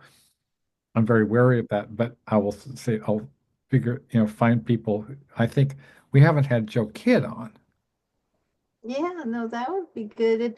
And I mean, yeah, that's a great idea. And I mean, I'm a little, the Sondheim book is a little complicated because I realize, I mean, it's for some reason it's like I don't even know who will send to it, even though he's so great.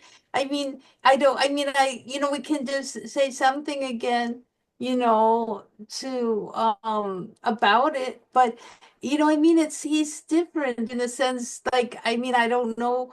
I mean, it feels like I, you know he's so great, but I don't know who's as familiar, you know what I mean, or who else. And maybe some of the people that said they would send stuff, or maybe if they, there's ones who had really specialized in Sondheim or Right. musical theater, some of the people, maybe they'll send something. It's a, but yeah, I mean, it's because Yeah. they, the ones, what was it, Laurel Turtle Dove and, Yes. stuff Yes. like Laurel that. Turbill. I Yeah.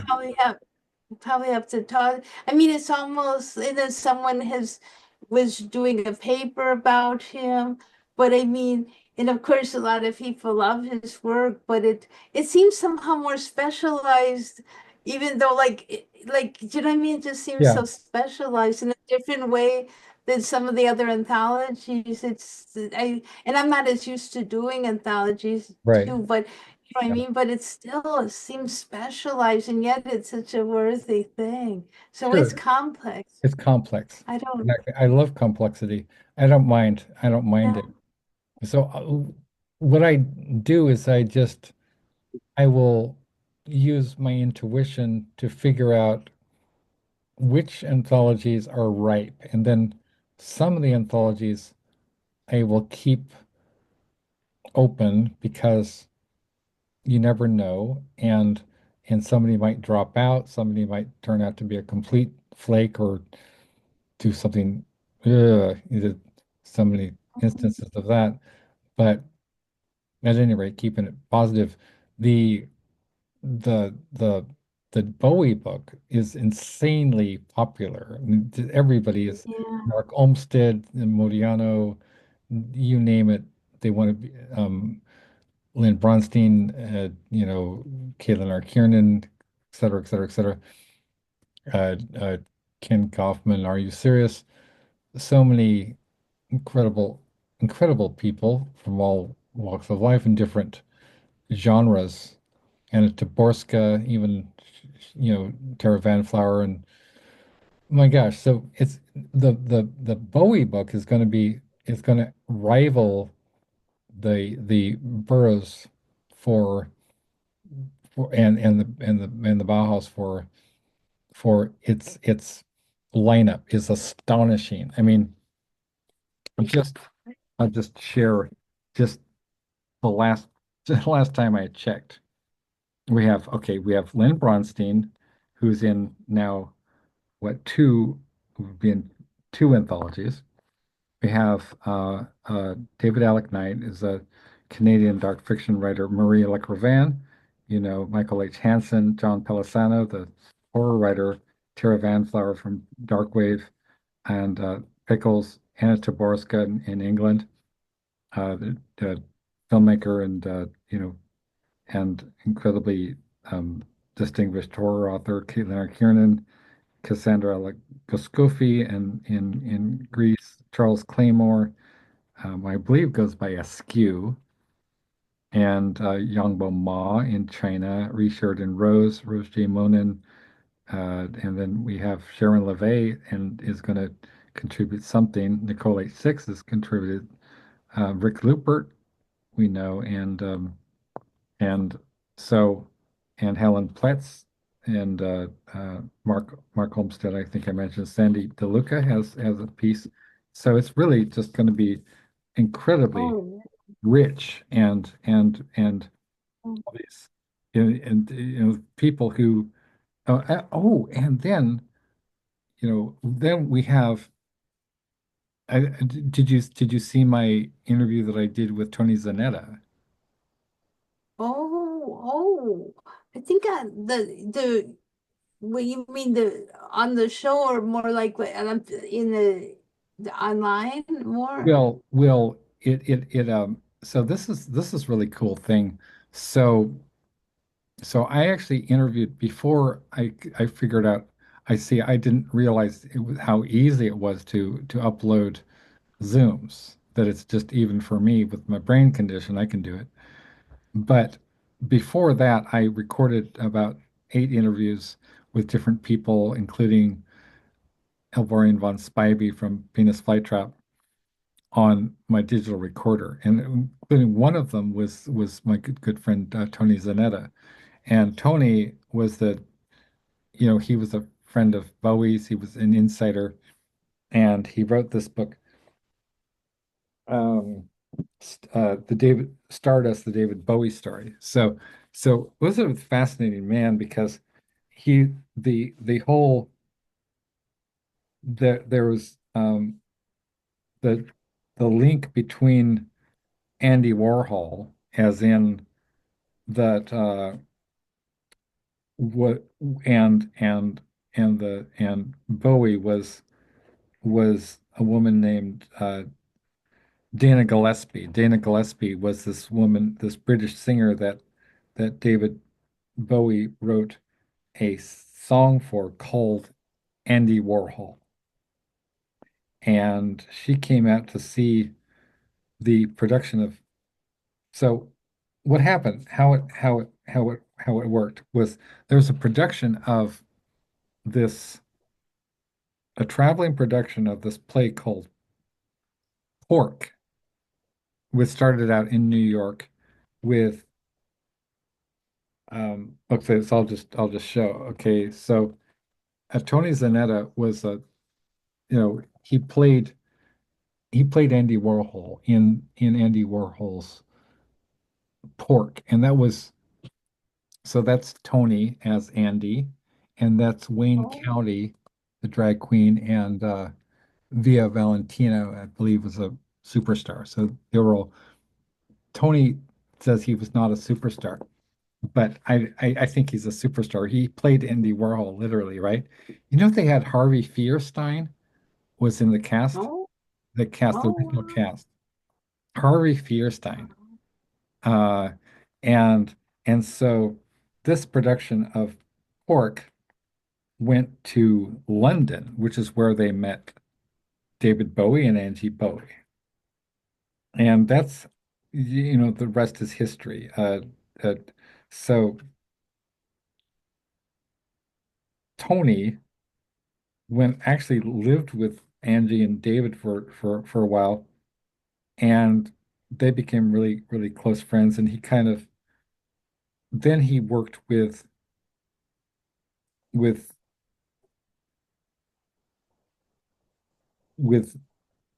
with David on the two tours, so the Ziggy Stardust tour as well as the Diamond Dogs tour, and he kind of helped to come up with the whole look of these. These are the first really rock and roll spectaculars that had ever, and when even to this date, we have like Madonna was a hugely influenced by Bowie as his like I made contact with Anne Magnuson, the actress, but from best known for The Hunger, right? And so she does a whole Bowie thing, and then we have, oh yeah, I mentioned like I didn't it's so obvious that I failed to even think of our most famous contributor to the Bowie book is David J. Haskins, right? No. Just like flew out of my brain, but yeah. So and I know you know this, and most of my readers and viewers know this, but I will never stop. I don't. I think it's incredibly significant, incredibly honored that um, David J. Haskins is the founder of two of the most important bands in rock and roll history. So not only did he contribute an original poem to the Just One Fix, but he also very generously, gave me permission to publish the lyrics to the day that David Bowie died, which was a number one hit in England. I mean, it was like went straight to their whatever their local, the British charts. So he's a huge deal. I mean, Bauhaus and Love and Rockets, they have millions and millions of fans worldwide.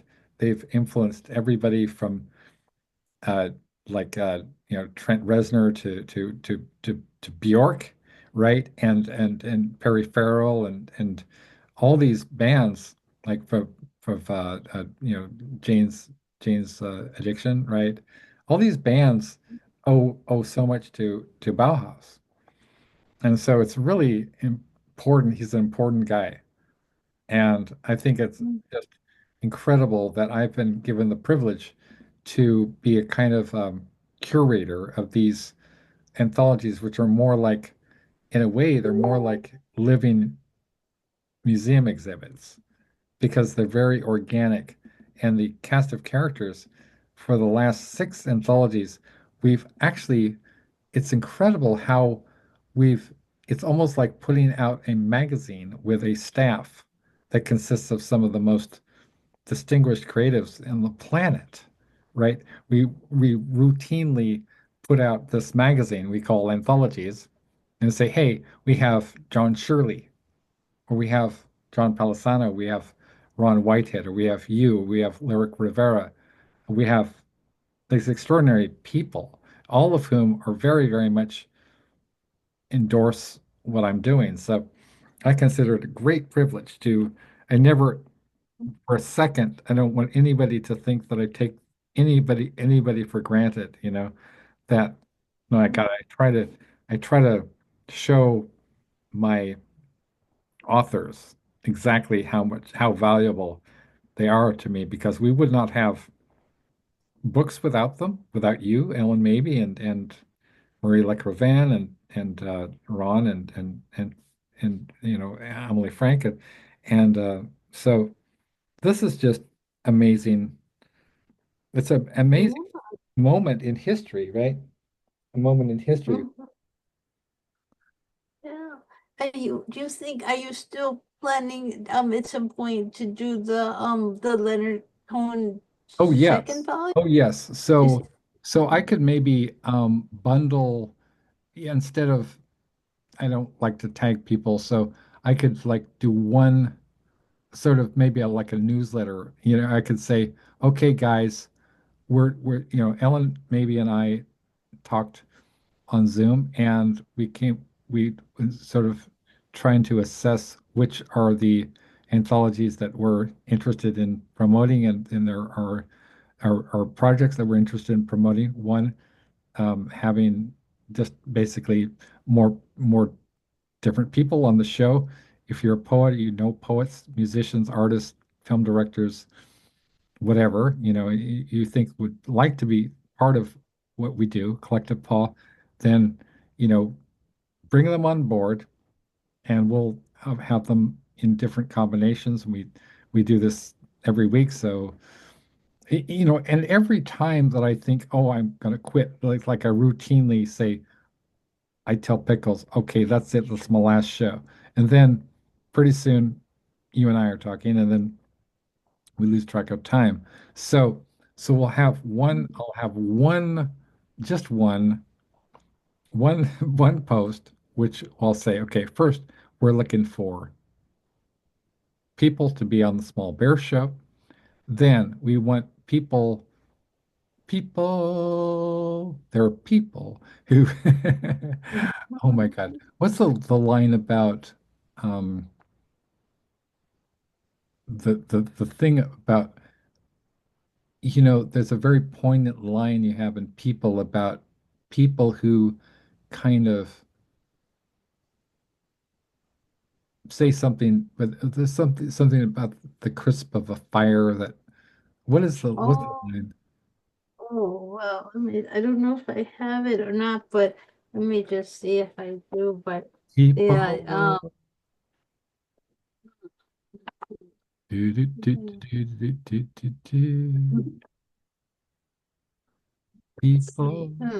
This Oh, is this something like, I don't know, lose their tongue, something with the crisp of in or something with the crisp of the fire. Yes. But yeah, I know what you mean, but Yeah, there are it's here. people Oh with my God. eyeball after eyeball, like gumballs in an arcade of vision. Oh my God. You could probably memorize my poems better than definitely much, yeah, incredibly so, Oh, where is it? But oh my God. There are Yeah, people who twirl a room like a rodeo for the sheepish. Yeah. oh, yeah. So I don't know it, but I know what you're. Why yes, I mean, oh my gosh, that's yeah. That's a good idea. You could just give maybe like some of the upcoming, ones like the Leonard Cohen or the Yeah. different ones. But it is so. I guess it's super complicated. I did. I mean, someone realized that because but nobody's written to you lately about the Sondheim, or you haven't Right. got anything. Well, I think that there's a lot of affection for us, and people want to contribute, and I think just reminding them that, hey, we've got this Sondheim thing. If you guys like Sondheim, and maybe I'll post it, tie it in with a Sondheim song, or yeah, a Cohen song or something like that. And Yeah. they'll say, yeah, we're doing basically what I'm going to do is I'm going to take the anthem, the Cohen. Oh, I'm going to yeah. republish some of the Oh, key pieces in it, like the Joe Pulver piece, which was incredible. incredible piece, and do it a kind of a tribute to the late Jordan Gallagher as well. We'll have you on board for the first time, which is a natural, and I hope to have more than one of your pieces, Ellyn, and and then so I'll do it for three things: Sondheim, Cohen, and calling all poets. So, which is amounts to the same thing, really. When people sign on to be part of our anthologies or the collective Paul, then they really sign up without any coercion, any cult-like menace or sinister aspects. It's just people naturally feel like they want to be part of this, and so, it's like what was that the spontaneous overflow of emotion recollected in tranquility, and you had a variation on that, right? Huh? Right? Yeah, I mean, now it's interesting. I guess, and we'll see. I mean, it's interesting how some like subjects are where people are so much more familiar and ensconced in, but there might be people that still come forth. And it's just that it's been pretty quiet. Even when I write to people, I'll see an article Yes. sometimes and say, "Oh, what about that?" And I still won't hear. Or well, actually have them write to you, but I guess they're not always doing so. I mean, Well, oh, I don't know. what's interesting and kind of cool is I will have people. I never know when I'm going to get an email, and sometimes people I haven't heard from a long time will suddenly send me something, or they'll see something online and they, oh, you're looking for X, Y, or Z, and that, speaking of like the popular ones, the really popular anthology is the Sword and Sorcery one. That's insanely popular. We've got so many contributions. We could probably, short of having to transcribe some of the original stories from the original anthology from 2018, but we could go to press tomorrow. So I'm holding out for the Bowie book because just we have Sharon Michelle LeVay and then some other people like Hannah Breschert. Do you ever seen the movie Cracked Actor? Cracked actor? Yeah, Cracked Actor. It was a documentary film that was made of David Bowie, and it kind of shows his first, I think, his first American tour. And there's this woman named Hannah Breschard who was a very famous appearance in Cracked Actor. She called herself the Space Cadet, right? And she's the world's biggest David Bowie fan. And she's kind of become friends with a lot of the original Bowie squad and people, and she knows. Oh, oh, just speaking of Bowie, okay, so I just friended a guy named Christian Hoffman. Hoffman is, Oh, I know who. I was on Christian the radio Hoffman. once with him. Yeah, Yeah, I mean, a million years ago, we were guests on a show on KPFK. He's very cool. He's very cool. yeah, I mean, I have he's a Facebook fan too, but yeah, that is yeah, he's very cool and yeah, I mean, gosh, I think we were yeah, because I used to be on KPFK, that's right. like on different shows a lot, but Yeah, they weren't specifically poetry shows. They were like in general shows, like different. There was a show yeah, called The Wee Hours. It might have been that, and we're talking like wow, like the 90s, yeah. like something like that. I, Yeah. I, Oh my I, gosh. I used to listen when I was a accounting clerk at Kaiser Permanente, and I've told you about this story before, but it's kind of cool. So I was, as a dyscalculia guy, here I am. I'm an accounting clerk at Kaiser because I have a undergraduate degree in comparative literature. So I studied French, German, and English literature. Like, so, so, and going out to temp agencies in LA, I'm like, oh yeah, so these are my qualifications. I mean, I have a I'm a graduate of UC Davis, and I studied French and German and English literature. And they look at me, and then they said, "Well, we don't have anything in those areas, but we do have this one job Kaiser Permanente needs an accounting clerk." And I was like, I think I ever actually said, I am really bad at math, but they were like, well, this is the job we have for you. So I arrived at Kaiser Permanente headquarters, Southern California headquarters in Pasadena, and it's on their main drag, whatever it's their main drag, where like Vroman's bookstore is, and you know, it's just the main whatever. It's not Huntington Boulevard, it's something. It's where they have like the Rose Parade or whatever, right? And it's like, okay, so I was in the Doodah Parade. Did I ever tell you about that? That's cool. Right? I was in No? the not only was I in the Doodah Parade, but I was actually the a standard bearer for the Queen of the Doodah. So I have the distinction of having been in the Doodah Parade, man. Pretty cool. And had the guy Paul Rodriguez, the comedian. They was calling doing the color coverage for Fox News and live, right? So we were seen all over the world. I mean, by millions of people, right? And that was me, and it was wild, right? And there was our friend Sabrina Coletta, who's a mutual friend of mine and Don Campbell and some other people. And so, yeah, there we were, and Michelle Fairchild, and Jordan Gallagher. They, she, Jordan lived with Sabrina, and for a while.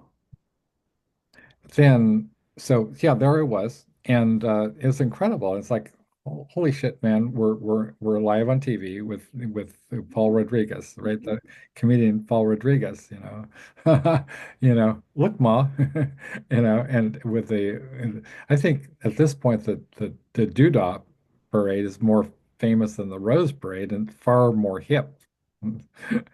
So yeah, so I got this. So I got this call from the Apple One employment agency, and they were like, "Okay, Alex, we need you to whatever." I don't drive, so I took the bus over to Southern California headquarters of Kaiser Permanente, and and I and I they were on like one of the top floors. It's called cash control.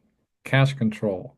So that's where they do account reconciliation. So all the all of the millions of Kaiser members, right? In the different all of the all of the facilities in Southern California, their their payments, their purchases, their office visits, whatever, pharmaceuticals, everything went to the one department for reconciliation. So the money was already in there. It was our job to make sure by going over the cash register tapes from the facilities and looking at that compared to well, the bank deposits that were made. We also made bank deposits, which is pretty wild. So there was a lot of potential for corruption and what is it called, embezzlement. And so what's really wild is that on my watch, we had somebody, an embezzler, come in and pretend who also had a degree in accounting, and was a really good accountant, came in there and was like inveigled himself into the good graces of the upper management, and he wore a suit and he was like looked sharp, but there was something too sharp about him for to be a temp. Like temps are grungy, and we were like we shop at the 99-cent store, like your poem, and we're not we don't dress in sharp suits with a $50 haircut or whatever. So, but there he was, and he had four email accounts, which at the time that was by the minute. So he had the dial-up modems. Remember those things? So I was like, professional skeptic. I was like, something doesn't, you know, I'm also part dog as well. I mean, I'm like, uh, what's wrong with this human? "Ah!"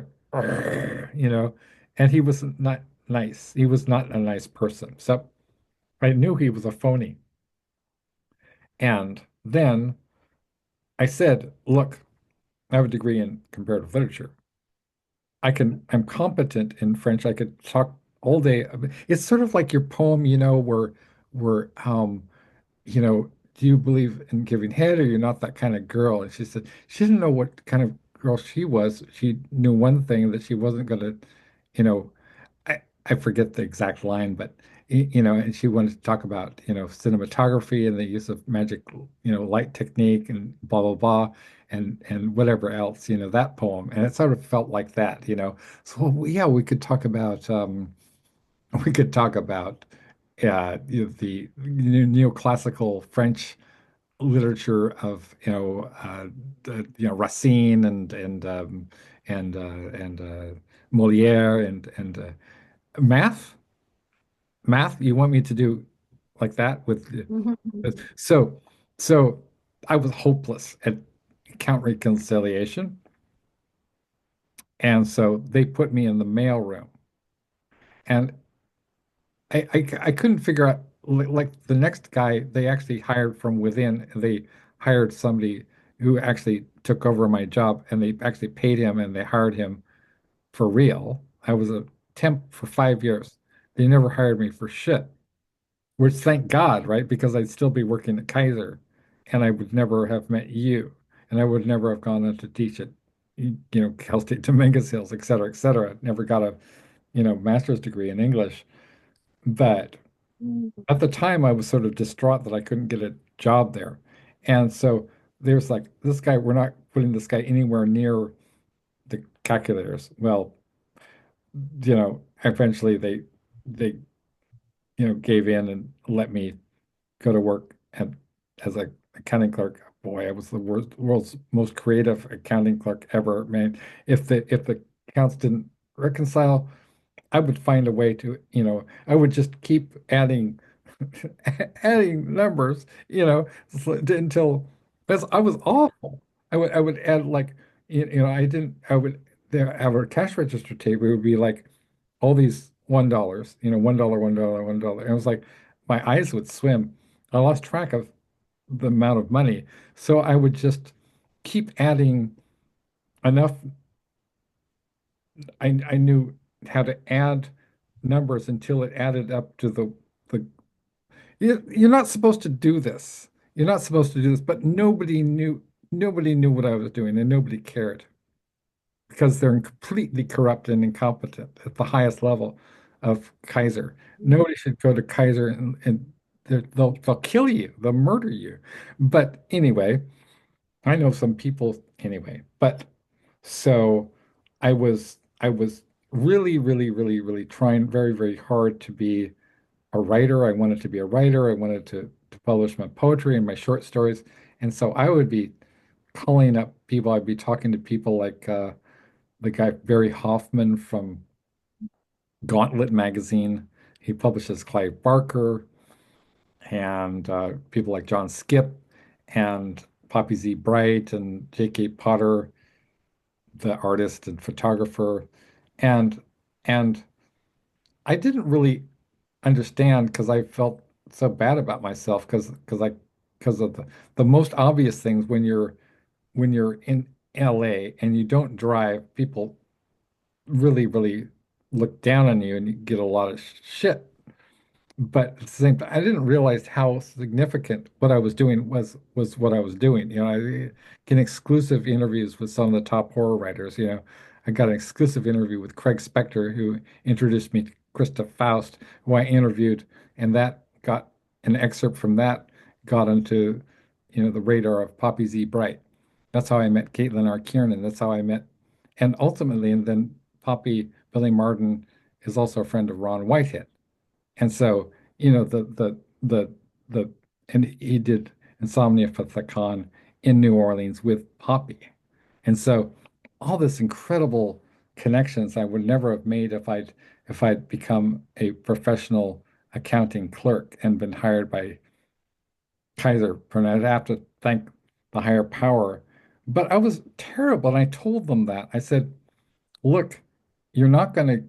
Yeah, I can. We can talk about Rimbaud." They're like, "Huh? What?" Yeah, Rimbaud, Arthur Rimbaud. He wrote the Drunken Boat. It's one of the greatest poems ever written. Uh, okay, so we just, you know, it's just funny. And also, like this one time where do you know this song by Circle Jerks? Um, it's called Beverly Hills and Century City. Everyone's so fucking pretty. Everything looks the same. Something like that. Do you know that song? Kind of familiar, actually. It, I'm it's not sure, but it sounds familiar. it's on the Yeah, that's. soundtrack to Decline of Western Civilization, and Oh, it's called, I think it's called Century City. It's either by the Circle Jerks or I think it's the Circle Jerks, right? And so one time I was on I went down to Century City to interview for a position as a temp. And I was wearing, because it was summer, I was wearing a summer suit from Nordstrom's. And it was a very natty summer suit. And I liked it because it reminded me of something that Tennessee Williams or Truman Capote might wear, right? And I had a mhm. kind of a straw boater hat, or not a straw boater hat, but I had a straw hat, looking stylish, Ellen. And I was wearing my summer suit, right? I had my tie, very proud of myself. It was a $300 suit, right?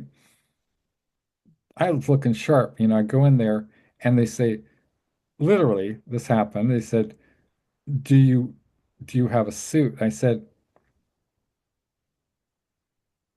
um, so I looked down.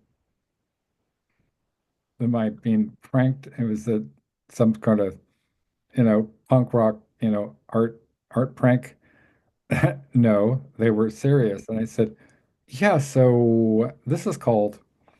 I couldn't believe I had to explain basic physics to somebody who runs an employment agency in Century City, right? I was like, so you know that how electrons work? Well, okay, so the sun is constantly it was 98 degrees. I said, it's summer. You realize it's July in LA, right? It's summer in LA, right? It's 98 degrees. Okay. And I'm walking down the sidewalk on the baked, this is like the mean streets that Raymond Chandler wrote about, never heard of Raymond Chandler either. So I say, okay, so there are these things called electrons, right? They're they're they they're light particles and they're light waves, depending on how you look at them. And they bombard us. Okay, a light a light suit, the lighter the fabric, the color, it will reflect off and bounce back those electrons, right? Keeping your body temperature cool. The darker the color, they will absorb, and so you will be walking around in LA in 98-degree weather, and you will be baked alive. Do you do you want me to be cool and comfortable in my summer suit from Nordstrom's, or do you want me to be baked alive? She kept looking at me. She said, literally, "Do you own a suit?" I said, "So eh, the fabric."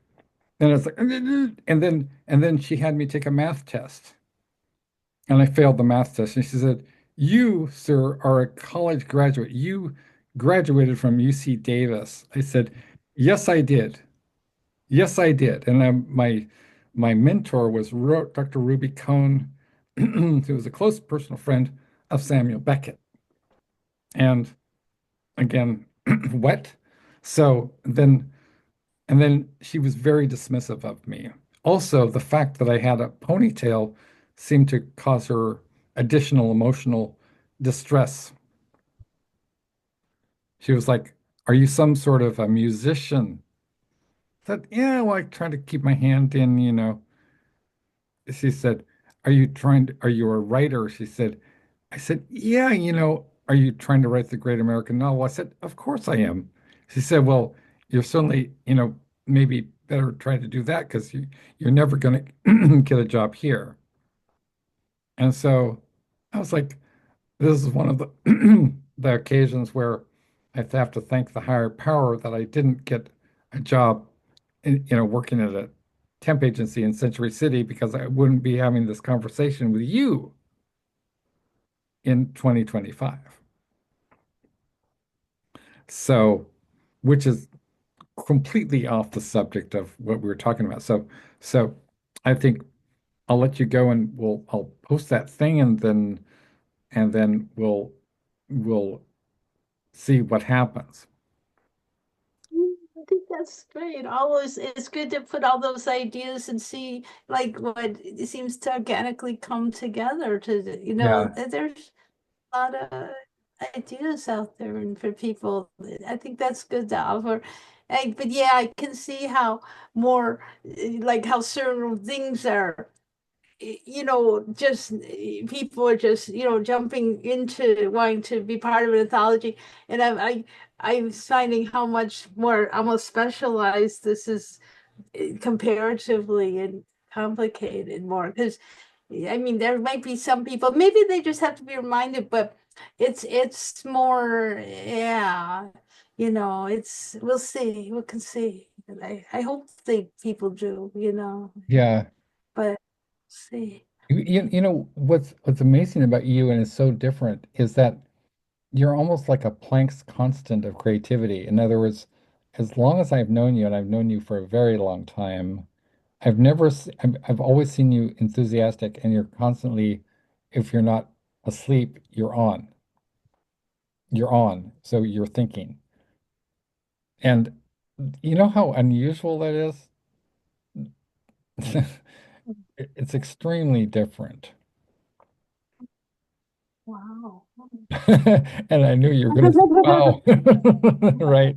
Because what are you going to say to that? Yeah. Well, that's just how you are. You know, I mean, you realize that you're an incredibly unique person. So, um, this just, did. I mean, I'm sure that other people have told you that.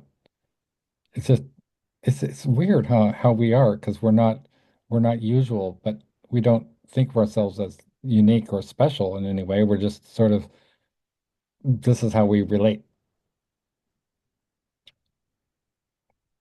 Right. I mean, and I very, very often, oh, I think what it is the persistent interest in things, you know, that is maybe it's a neurodivergency function that we share because the persistent interest, which is often labeled with things like autism, but I think that's really negative. I mean, it's more like yeah, we're intelligent people who are interested in interesting things, and you know, and our attention does not flag, if anything. Our enthusiasm for interesting things that are intrinsically interesting and valuable to civilization is maintained over time.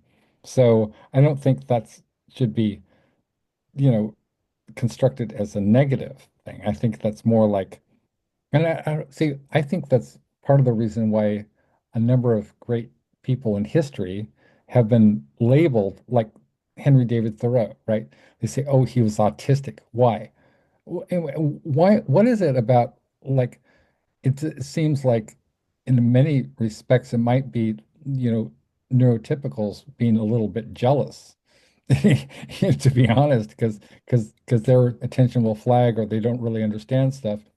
And my thing is, so I would love to, I would, you know, in the words of the Beatles, I would love to turn you on. You know, I'd love to turn you on. I want to teach. I taught T.S. Eliot to developmental students, right? And I was like, Okay, so now we're going to talk about, we're going to talk about the wasteland.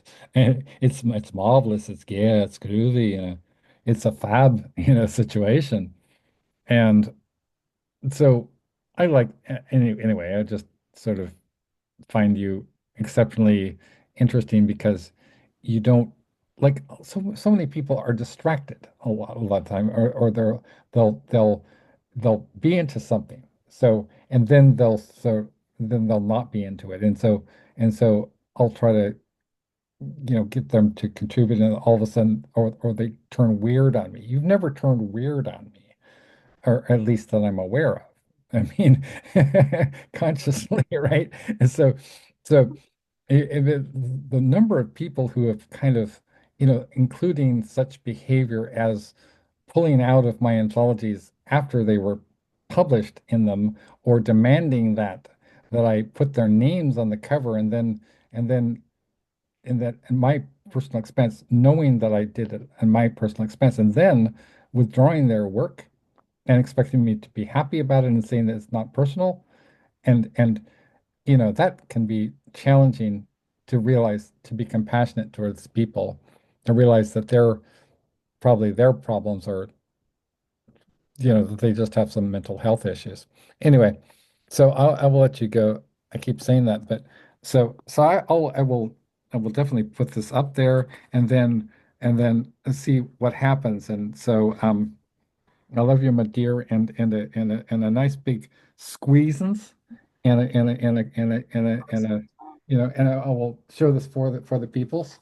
So this is the delightful Aaliyah Celeste Williams, aka I call her Pickles, right? She loves pickles. This is A Collective Paw. It's an original drawing by Aaliyah Celeste Williams, my co-author, my lovely partner in crime. And this has been Alex S. Johnson. This has been Ellen Maybe. This has been the Small Bear Show, and we'll see y'all soon online. So glad awesome. That was great to see your mom. It was. It was. Yeah. Yeah, that was so cool. Yeah, this was great. This is so neat. And yeah, this is really fun. Cool. But lots of love. Lots of love. And Squeezins. thank, Okay. Take care. I'll yeah, take good care. see you soon. Thank you. Okay. Thank you. Bye-bye.